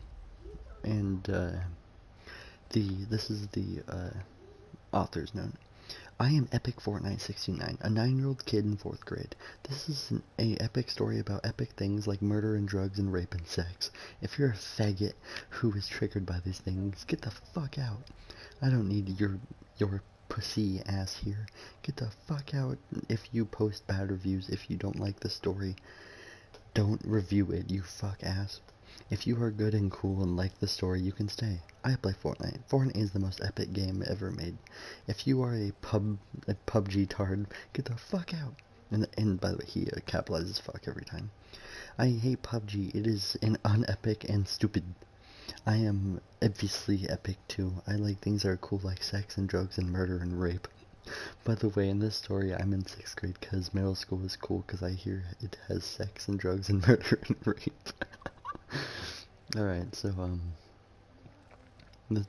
I'm kind of just browsing it, and it's, alright. Epic Fortnite 69, me, waked up. His mom on Epic Fortnite 68 waked him up. Epic Fortnite 69 said, "Fuck you, mom, you bitch-ass bitch." My bitch-ass mom said, "You need to go to school, hoiny." Epic Fortnite 69, me, I'm epic. Yo, the fuck you, you fake, get off my room, I'm mature, I make my own rules, fuck out, fuck you, shit, cunt, dick, ass, bitch, fuck. Epic Fortnite 69 pulled out his cock and started jerking it. Jerking off is epic, and I like to do it even though semen doesn't come out of my dick. Only IRL in this fanfic I can make semen. For some reason. If anyone can PM me, tell me jerking off tits and how to make my semen come out, please help. So anyways, Unepic Fortnite 68 ran out crying as she is gay and crying is gay. I want to befriend this kid, I know, right? She ran to wake up on Epic PUBG 69, my faggot brother who plays PUBG. The worst game ever made. PUBG is for gay fucks who I hate. All PUBG players should die. Fuck them. On Epic PUBG 69 is my brother IRL, and I beat him up often. He deserves it. Fuck him. He's 7 years old and a goody two-shoes gay ass who does everything mom tells him to. On Epic Fortnite 68 waked up on Epic PUBG 69 and he said, Yes, mommy, I'll go to school. Fuck him, goody two-shoes ass bitch. Epic Fortnite 69 stopped jerking off and ran on Epic PUBG 69.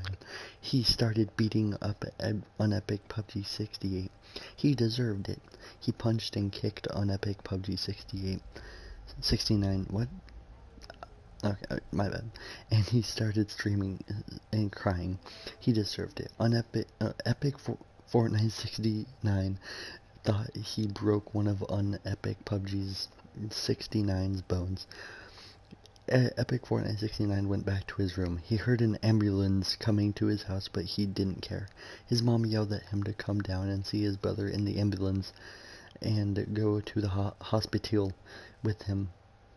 Epic Fortnite 69 yelled, "Fuck you, Mom, I hope Unepic PUBG 69 dies." Unepic Fortnite 68, my mom, ran away and started crying and the ambulance left. "Fuck Unepic PUBG 69, I hope he dies." Epic Fortnite 69 said. He looked out at the ambulance and started jerking off.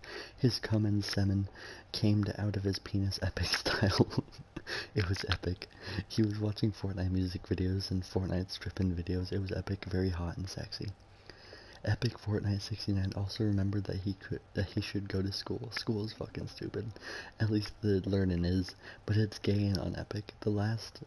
The thing that's epic is the new Epic Middle School. He was transferring from Fortnite Elementary to Fortnite Middle School.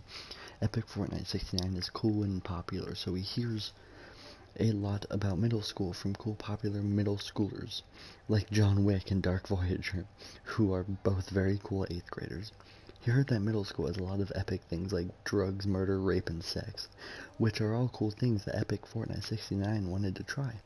He decided that he would actually go to school and try cool things like drugs, rape, and murder. Epic Fortnite 69 needed to get a car since his mom was in the ambulance since his brother on Epic PUBG 69 was going to the hospital. So he sneaks past his dad and hijacked his mom on Epic Fortnite 68's car. He stealed the keys from the table and put them into the car and turned them. It was epic. He drifted down the road and he went at like 100 or something miles per hour. He didn't not care that he was speeding, as he doesn't care about the law. Epic Fortnite 69 started to hear sirens. It was not good. The cops were coming. "I hate cops as they enforce the laws. The law is stupid and gay and I do not want to follow it. Laws are stupid and meant to be broken. I love crimes, murder and rape, speed and drugs and stealing. They're epic." Epic Fortnite 69 put his pedal on and speeded even more, going even faster than before. At like 200 miles per hour. It was epic. The cops couldn't go faster as they wanted to obey the law, which is dumb and gay. Epic Fortnite 69 went at 300 miles per hour, speeding past red lights and shit. He was speeding so much he ended up in Tilted Towers, which is very far away of where he lives in Anarchy Acers. It was epic. Tilted Towers is the most best place in the world.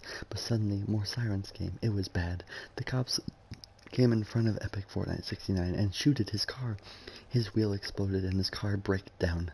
It was unepic. Cops came up behind Epic Fortnite 69 and to the sides too. He was surrounded. Alright, so that's the end of chapter 1. And I'm not gonna lie, I have to use the fucking restroom, and so you guys can, you know, take over the stream for a second. And yeah, alright, enjoy.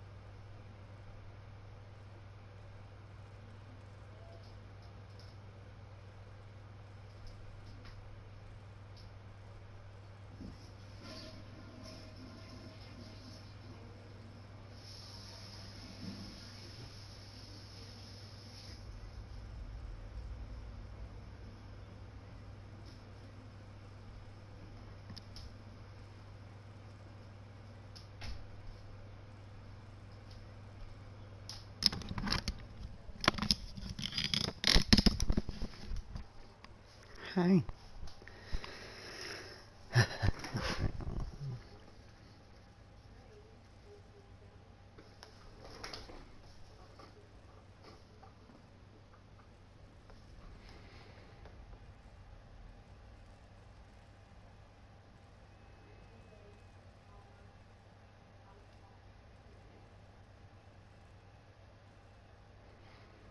Huge depression.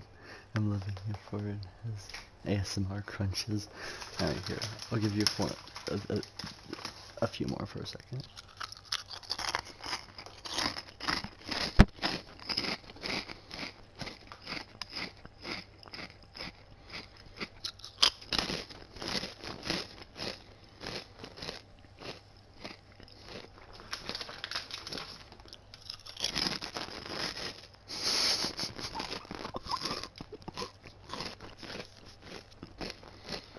That was Pusha T by Roy Brown. Not the other way around. A few more while I try to find something.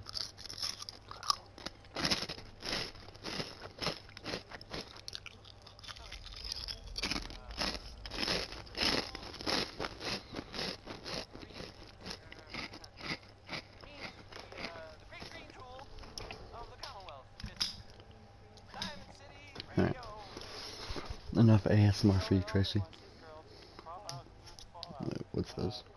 But I mean, if he cared so much, wouldn't he have been with her in the first place? Alright, so we're gonna be switching fanfics here. If that's good with you guys, Reed found one for me. It's not a Fortnite one, but I believe this is a oh, okay. So Rick and Rick suck a dick. This is about Rick Sanchez and Rick Harrison. Yeah. So ASMR fanfiction. No, do not encourage him. Her. Coda. I'm just fucking forgetting names.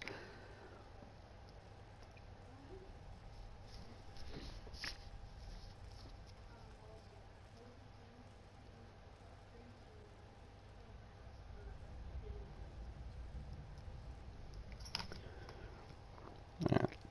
So, this is Rick and Rick Suck a Dick, a fanfiction by Ree. Hold on, how long is this? Like, does this actually have some chapters to it? Alright. My gender is Cheetah. That's Cheetah, okay. Alright, are you all ready for this?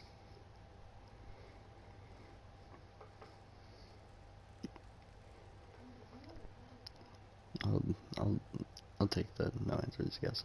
Rick and Rick Suck a Dick, a smut fanfiction. It was the year 1969, and Rick was walking the streets alone. His partner Morty had left him for some space chick. I mean, at least now we know he's not fucking gay. He took a swig from his flask before stopping dead in his tracks. A pawn shop? Rick questioned, his eyes filled with hope. No, it can't be, he yelled. Wait, why'd he yell? He burst through the front door, his eyes wide with suspense. A bald figure turned to meet him. Hi, I'm Rick Harrison, and He stopped dead in his tracks. Rick? He questioned. The last time he saw Rick was years ago when they had an affair behind his wife's back. He swore he'd never go back to Rick, not after what he did. Rick, it's me. Rick spoke, running his hand through his spiky hair. No. You can't just come back like that, not after what you did. How is your wife, your daughter? I left them. It was the only thing I could do after she found about us. He said, sadness filled his voice, and he looked to the ground. Rick, I'm so sorry, Harrison said, lifting his chin to meet his brown eyes. Rick couldn't hold back anymore. It was now or never. He locked his lips on his, and Harrison kissed him back passionately. Rick pushed Harrison against the desk, knocking the ornaments off in the process. I've waited 5 years for this, Harrison spoke before licking Rick's earlobes, sending shivers down his spine. Harrison began to undo Rick's belt when suddenly there was the bell that was sounded. signaling someone entering the pawn shop. Harrison slowly turned his head, revealing the figure to be Big Man Hoss. It's not what you look like. I've seen enough, Rick. Get the fuck out of my pawn shop, he spoke in a demanding tone. Fuck no. I'm Rick Harrison, and this is my pawn shop, not yours. Harrison yelled in response. Anger filled his voice. It was one thing to take Rick, but his pawn shop was another. Get the fuck out, Rick, Big Hoss yelled. Suddenly there was a gunshot. Harrison turned to see Rick holding a 1922 shotgun and smoke coming out of the end. He need say nothing. He ran over and locked his lips with Rick. Nothing could stop them now. Alright, hold on. I pop my knife. There it goes. Chapter 2. Nothing Without You. Why is Lana Del Rey the background for this? Oh, because it quotes a song. They all think I have it all. I'm nothing without you. All my dreams and all the lights mean nothing without you. Rick unzipped Harrison's pants. They just couldn't keep their hands off each other. Rick unleashed his dick and placed it in Harrison's ass. Rub-a-dub-a-dub-dub. Rick screeched out in pleasure. Compared to sex with his wife, this was fucking dope. They kept at it until they both collapsed with exhaustion, falling asleep under the sheets. You know, Rick, Harrison began, I can't imagine living life without you again. Not after you left the first time. I couldn't bear it. Endless nights I did nothing but masturbate over you. Rick, no one has ever spoken to me like that before. God, I love you. Rick spoke, cupping Harrison's cheek. I love you too. Author's note, I'm laughing, I love this so much. It'll be an ongoing thing. Love y'all. Okay, sweet. Chapter 3. Expect the unexpected. Rick had been acting strange lately. Harrison could tell he was hiding something, but he wasn't sure what. Rick was sat at the dinner table, drawing out ideas for an adventure when Harrison had decided to confront him. Rick, Harrison began. Yeah, babe? Rick replied. Driven live stream more often. Honestly, if this is what I'm going to be doing during my live streams, I might just do that. Are you okay? You've been acting kind of strange lately, Harrison asked. Confusion laced his voice. Rick suddenly slammed his pen down on the desk, looking up at Harrison in anger. Listen, just fuck off, okay? Rick said, standing up and walking away in anger. Wait, babe, stop. I didn't mean that. I'm pregnant, okay? Are you fucking happy now? They both stood there in silence, unsure of what to say next. Rick, I'm sorry, I didn't know. Why didn't you tell me sooner? Harrison began. Oh, here we go. It's always about you, isn't it, you fuckhole? Fuckhole? What the fuck does that even mean, you fuckface? Harrison yelled. Suddenly Rick threw a plate in his direction. Harrison dodged it quickly and moving from the wall. Did you just call the mother of your unborn child a fuckface? Rick yelled. Oh, shut the fuck up, you faggot. I'll say what I want to you, goddammit. Harrison yelled, throwing a plate in his direction. As tears started to fill Rick's eyes, Harrison began to regret everything he had said. Rick, I'm sorry, Harrison began. No! Rick yelled, closing his eyes and turning away. It's too late. Rick walked away, and before Harrison could say anything, it was too late. He was already gone. Well, I'm not gonna lie, I left the bathroom and came back. Also, I did read this all the way. Okay, sweet. Last chapter, chapter 4. Alright, so the author's note said that this was gonna have a surprise guess, and the chapter name kind of gives it away. Rick Astley. Rick ran out, saddened by the words thrown his way from Harrison. He ran down the hall, tears streaming down his face, when suddenly he bumped into a familiar face, falling to the floor. He looked up to see the only Rick Astley. Rick gasped. Oh, sorry. Okay, I mean, that was in character, but I didn't mean to do that. Oh, you're Rick Astley! Astley turned and winked at Rick. I've been bumming around in the same old town for a while. I think it's time to bum around in something else. Astley licked his lips sensually. Let's take this to the bedroom. Rick was slammed down on the bed with force. We're never gonna get him, but the ASMR is so good. Rick was slammed down onto the bed with force, sending shivers down his body, leaving him breathless. Ashley quickly pulled down Rick's pants, leaving him bare and exposed. Wait! Rick gasped. I'm pregnant. He shook. He spoke. A tear streamed down his face. Ashley stopped and sat at the edge of the bed, putting his arm around Rick.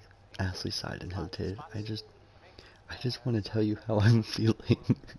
He began. Baby, that doesn't change a thing. I still love you and want to be with you. We're no strangers to love. You know the rules, and so do I. You being pregnant is nothing to me. I love you anyway. I'm never gonna give you up or let you down. You know that. Suddenly, Harrison walked in, his mouth wide open. Rick? How could you? He yelled, his words laced with betrayal. No, I'm sorry, it's not what it looked like, I swear. No. Harrison interrupted. It's too late. You've not changed, Rick. Not one bit. 1946. Rick and Rick's wedding day. Harrison checked his suit in the mirror one last time. His heart jumped at the thought that today he was going to marry the love of his life. Big man Haas walked through the door. You ready, Rick? He began. Yeah, I guess. Tears welled up in his eyes, blocking his vision. Hey, you okay? Haas asked, concern in his voice. Yeah, I can't believe that today I'm marrying the love of my life. My everything. I wouldn't change him for the world, and he's just so perfect. Why would he want me? Harrison spoke, his voice shaky and scared. Because he loves you too. And I'm sure he feels the same way, Haas said, rubbing Rick's back. Now come on, you've got a wedding to get to. All of a sudden, Harrison heard a voice, a noise much too familiar. Oh God, harder, Daddy, harder, the voice yelled. He recognized it instantly as Rick's. No! He yelled. He began running towards the door. When he opened it, he was greeted by Rick in his wedding dress, fucking the vicar. Get off me, you filthy rapist. What did I tell you, Harrison? Vicars rape little boys. Rick yelled. No, Rick. No excuses. I heard it and I saw it. I hate you. I fucking hate you, he said, tears streaming down his face, loud sobs filling the room. Rick had never seen that look before. He knew by now. Every attempt, every apology was too late. He fucked it up. Rick walked into the bar, a depressing expression painted over his face. A simple coat covering his beautiful wedding dress. A shot of whiskey, please, he said. He stayed there and drunk until he couldn't take it. He'd fucked up. Every chance at happily ever after ruined by his horny delusions. Present day. That was it. What? Yeah, that was it. That's the end of the fanfiction. What'd you guys think?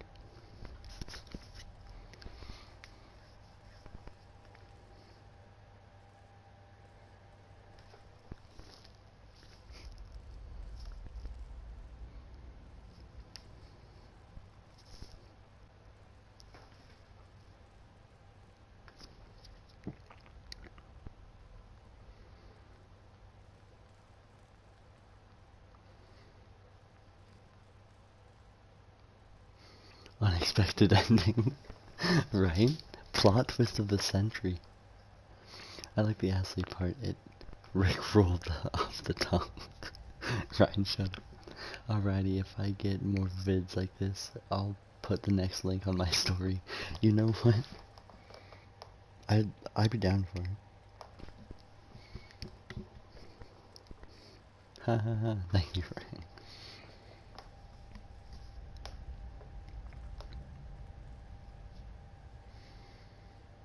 Well, if you want another fan fiction, one of you guys has to find it for me, because there's no way I could have found that one on my own.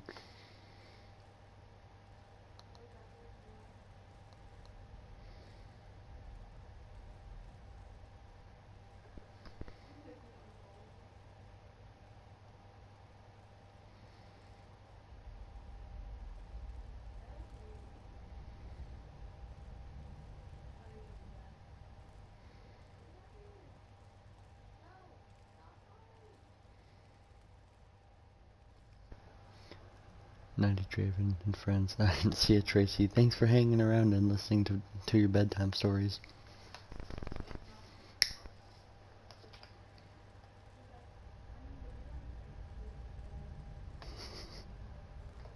No, Darwin and friends. Oh, come on.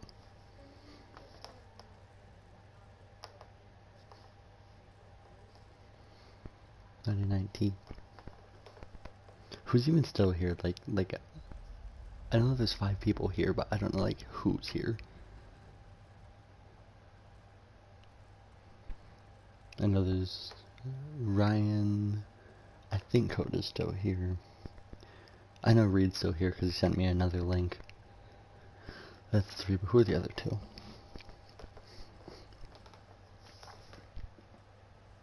Well, now there's only one extra person that I don't know, or that aren't here. Read this. I'm eating too lazy. Alright, so there's Ryan, Coda, Reed, and who else?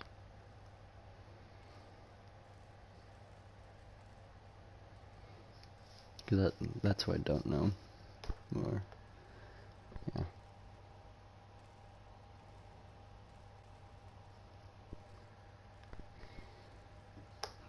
Are you guys able to check who's in here?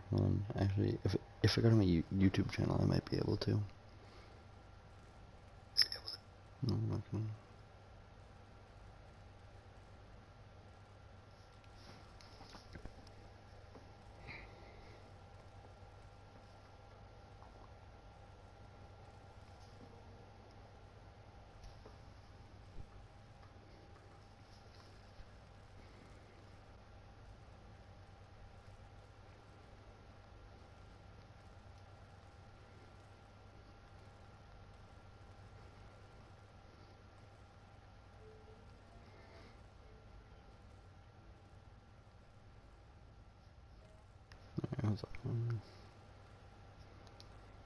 Juliet. Oh wait, you guys can't hear the music playing.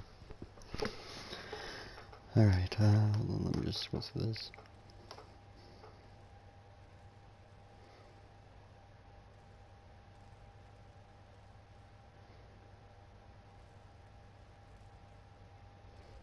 I'm scrolling there. Oh, no.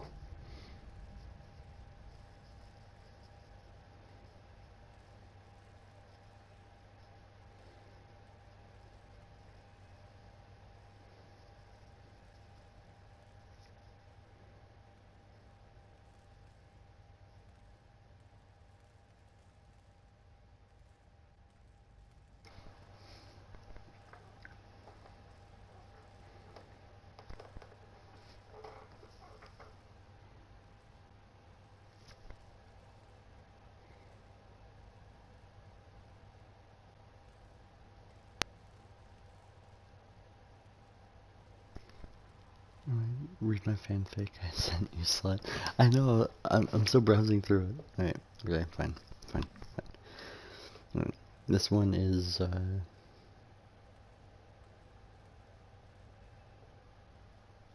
no, Leon's online. Daily Life with a Monster Girl one-shots. Love and Lust. Chapter 1. Mia 1. Let's see. He grumbled and shifted his face. Light stubble brushed against 2 mounds of creamy, cold-blooded flesh. Flesh warmed by stolen body heat. She moaned and cradled his head further into her breasts, sounding happily when her coils reached fully around him. "Morning, darling," she sung, hugging the man tightly. The Lamia shuddered as Caruso's stubble softly ground against her impulsive bust. "What time is it?" he asked her. His work didn't really matter in the grand scheme of their relationship. Yes, their relationship. Despite the inner workings of the interspecies exchange bill, Caruso and Mia, after his initial skepticism, were in love, madly so. After popping her cherry, as Agent Smith had declared it once before, the couple were inseparable. Caruso had gotten used to it, and even enjoyed the Lamia's over-the-top affection. Her room didn't exist after about 2 weeks of living with her. Darling now was their room. After about 2 weeks living with her darling, now it was their room. She looked at the digital alarm clock and smiled. Only 6:30, darling. A month ago, he'd be up in the morning at that time and ready to take on the day. Now, he groaned happily into Mia's sizable chest and doubled their covers over. "Let's get warmed up, Mia." He drew his name out for her, just how she liked it, and she wrapped her coils tighter in happiness. I wish you could stay in bed with me all day, darling. I do too, Mia. I've got to go to work to keep a roof over our heads, though. And who knows what that agent lady will do next. I think she's been trying to pawn off her work on me, Caruso mumbled. Mia sighed, and a small pang of jealousy shot through her. What if Smith tried to pawn another monster girl on her, darling? That wouldn't do now, would it? Don't say such things, darling. If she tries to come between us again, I'll... She became emotional, and like the savior he was, Caruso silenced her worries with a kiss. She doesn't care for her job, Mia. Why would she care about the law? She's just trying to tease me, he reasoned in a sleepy, unenthused tone. The Lamia crinkled her nose at the thought of someone else teasing her hubby. I don't like the threats. I just want to be with you, without worry, she said, hugging the poor human man even tighter. He stroked the small of the Lamia's large back and calmed her. We're with each other now. Let's enjoy that much. She gripped him tighter at those words, threatening to snap his back. He grumbled unevenly and adjusted his position again. But, what would we do, darling, if we were separated? I'd fight for you.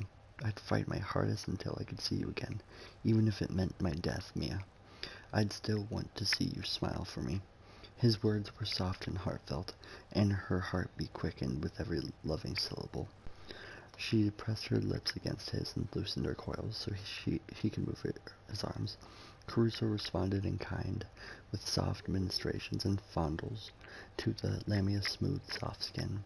She whined into the kiss and disrobed her borrowed t-shirt, revealing her plump, unconcealed breasts. She broke their kiss, and Caruso grinned like a madman at his demeanoring, loving Lamia. With her tail, she snaked her way into his pants and made short work of them. While straddling the man's lap, his erection quickly grew, and she smiled lewdly. Oh, darling, you know that's just the right thing to say to get me all riled up. He's reading his handwriting. Oh, okay. Yeah, from this fanfiction, I could probably guess that myself. You know, she mumbled, half embarrassed, half ridiculously horny. Caruso lurched upwards and ground his free sex into the monster girl's, his mouth latching onto hers bright pink nipples. Quite easily, she adjusted his voluptuous cock and slid it into her tight slit, grinding the front of her body into his, revealing in the warmth he provided inside and outside of her.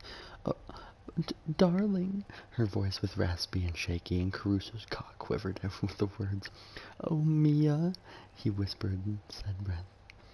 I'm pretty sure the anime's called like Monster Girl or something like that, but I'm not sure. He breathed, said breath traveling past the Lamia's ear.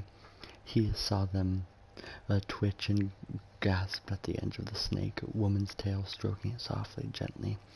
Her wordy moans turned into gibberish at the attention she was receiving, and could not do anything but hug her darling even closer.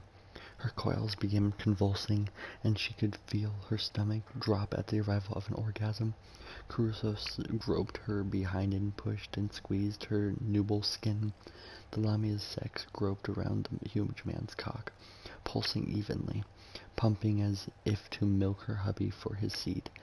Caruso's eyes rolled back into his skull, prepared to do what his beautiful Lamia lady wanted. Oh, darling! Muzumi. Yeah. She screamed, finally constricting the poor boy as hard as she possibly could. Caruso grunted in a mix of pain and pleasure and bit his bottom lip. Mia, too tight! The man grunted. She squealed and let go of the asphyxiated human, who slumped down on the bed in orgasm denied. The Lamia looked down at herself and felt ashamed when she noticed Caruso's still prominent erection. Mia, he said weakly, holding a hand to the blushing Lamia. It's fine, honey. You just got to rein in control at times, like those. I forgive you, okay? He really didn't mind. Sex in the morning was just a bonus, and if he didn't get it, then no problem. and the pain was fine. He had a superhuman tolerance for pain. Mia hugged him softly and kissed him, careful to keep her coils from choking the poor boy. I'm sorry, darling. Crusoe stroked the small of the woman's back until she fully calmed down and kissed her once more, lingering for just a second. I love you, Mia, and nothing could stop me from ever doing so. He confided within his lover, and she smiled back sweetly. I love you, darling. And they lay in bed for a few more minutes. So, what if he was a little late to work? Crusoe was up at 7:45 and had a bath prepared for his girlfriend. The smiling loon cooked their breakfast idly, listening to a TV that was churning out some exposition. A presence made itself known with a creak of a wooden chair. Crusoe's mood soured, and the hairs on the back of his neck stood upwards. Good morning, Mrs. Smith. He turned around and smiled at the woman who had set him up with Mia. Good morning, Mr. Darling. Wait, what? Is that his actual name? She teased. Oh, wait, no, that's okay. She teased, drinking the coffee he had prepared for himself. It's nice of you to drop by for a visit, the man noted, steadily asking why the hell she was in his house at 7 in the morning, uninvited. Well, thank you. I'm here to check on both you and Mia. You've read up on the specifics about the interspecies exchange bill, I assume. Of course. Mia can't be outside with me, and she's not allowed to touch another human aggressively, he repeated, turning his TV volume down. Correct, darling.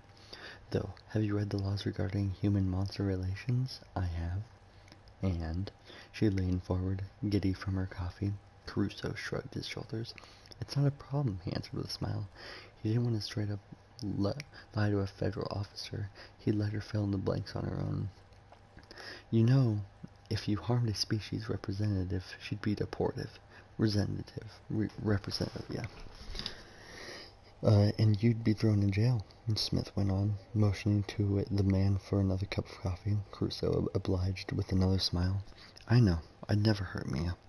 And you do know that if you were to break her hymen, that'd be considered hurting her. Oh, yes, of course.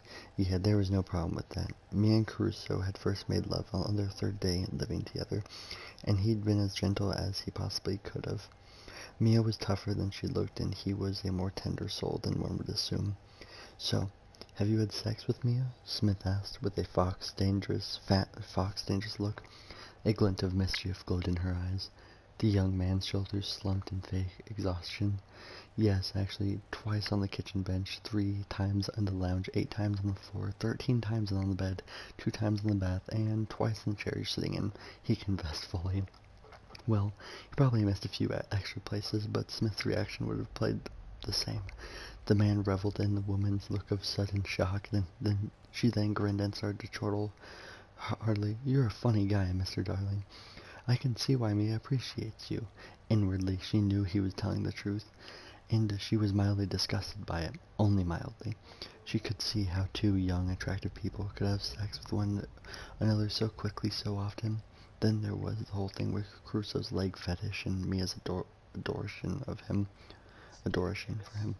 Said snake woman slithered her way behind her hubby and kissed him on the nape of the neck. Biting softly, Crusoe let out a silent growl and took Mia's lips in a small smooch. Then it hit Agent Smith fully. Then she stood up and sped out of Crusoe's home. Fucking long. Okay, we're almost done. Hold on. Wait, where is it? Where the fuck? There we go. When the monster mediator got home from work, he was greeted by his odd-eared girlfriend. Immediately, she locked the door behind him, gave him a lecherous grin to her darling. She sauntered up to his side and began undoing his shirt. Now, I know you've had a long day, darling.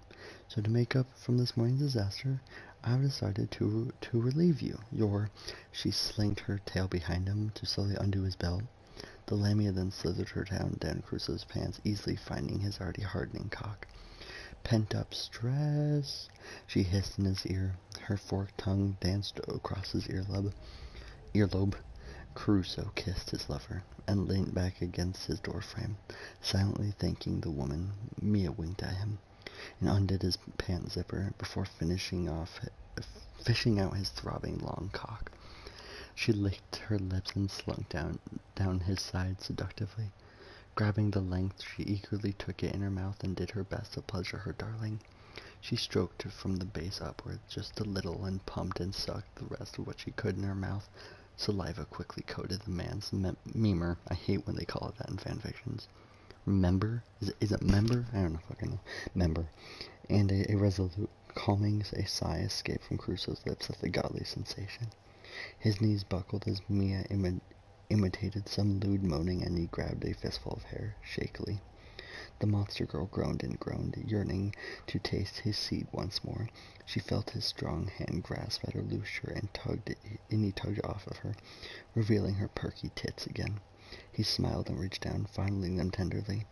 Mia felt her core heat up and drifted her free hand to play with her moist cunt, preparing for a long, lazy afternoon ahead. Crusoe's hips seemed to move on their own, and he began thrusting against Mia's bobs.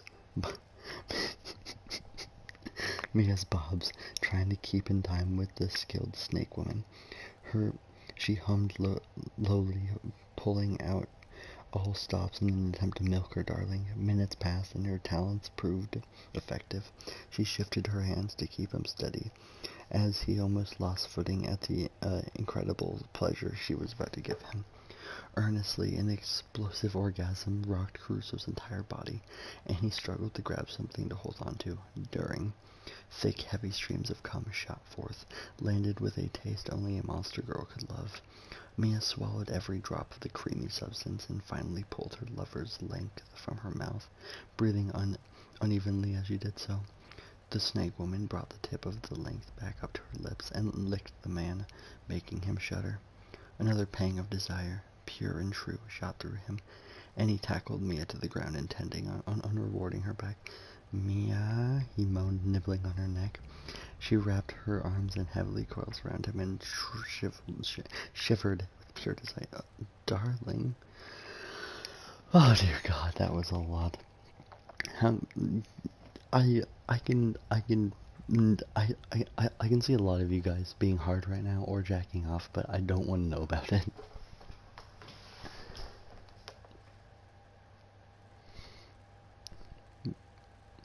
That was like very... yeah, that was like an actual erotic fanfiction.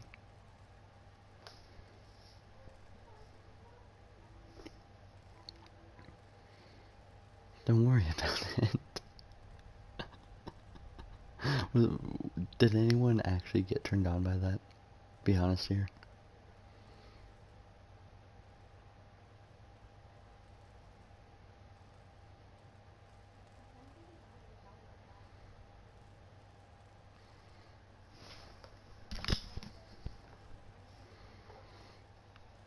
Even if you worry about it, then we have two problems. No, I'm reading the next fanfic. What time is it? I might actually close up the stream here in like 2 minutes, also being at 2, so we got a solid time. But yeah. I work tomorrow, stayed up late. No. I'll do streams more often, and then we can read more fanfictions, but... yeah. I still don't know who that fourth person is.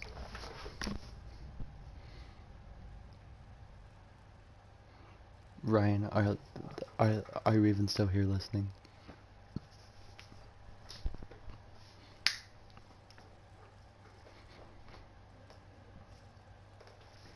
I need to stretch. That was like... that sucks. I got the next 2 days off, lol.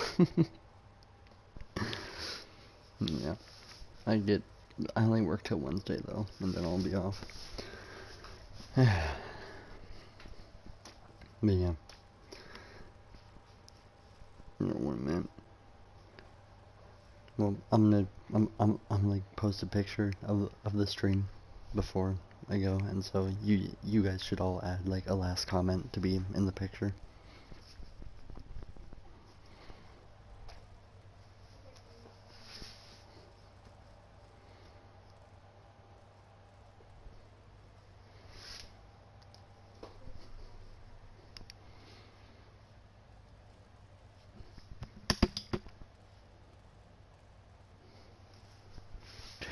stick. All right. There's Coda. Oh, now there's 5 people. Hi, 5th person. Don't know who you are. I'm like, I'm about to close up stream for the night. So just like save one last final message to be in the picture. No, Reed, you're an asshole. You're such an asshole.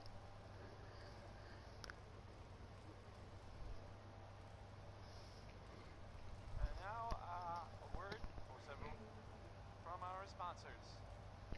Why drink dirty radioactive water when you could have it pure and bottled? Shane Kowalski's But Clean yeah, and Water so Market. I'm gonna leave up my stream at least for a week before deleting it, so that people can experience at least some of the things. But yeah, because this has turned into a game in the background as I read fanfictions, so can't say no anymore.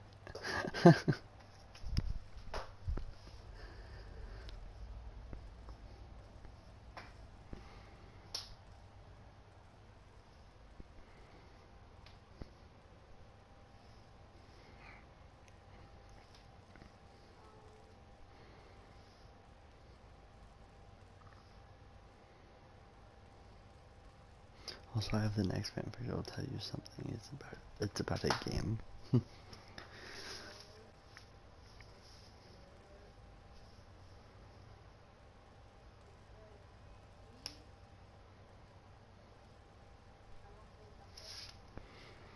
Alright, well, I'm a close-up shop, so read without being an asshole. Everyone say one last final thing.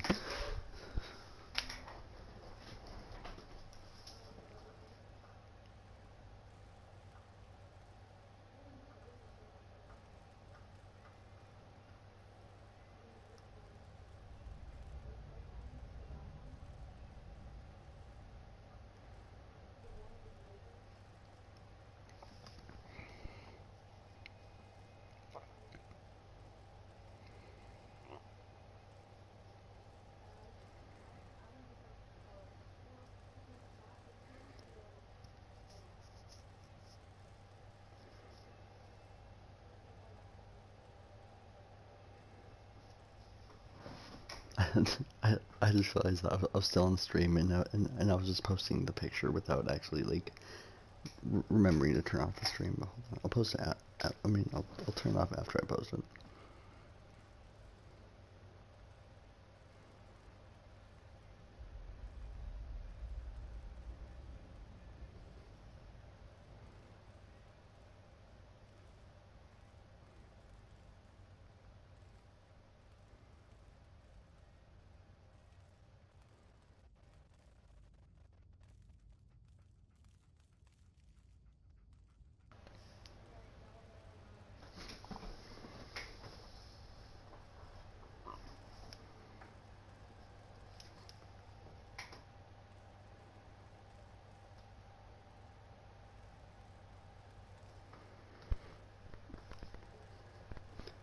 That comment right there, Coda, is gonna be in the photo. Like, I was typing it, I was almost done, but then I saw you say that, and I just immediately backed out and took another picture.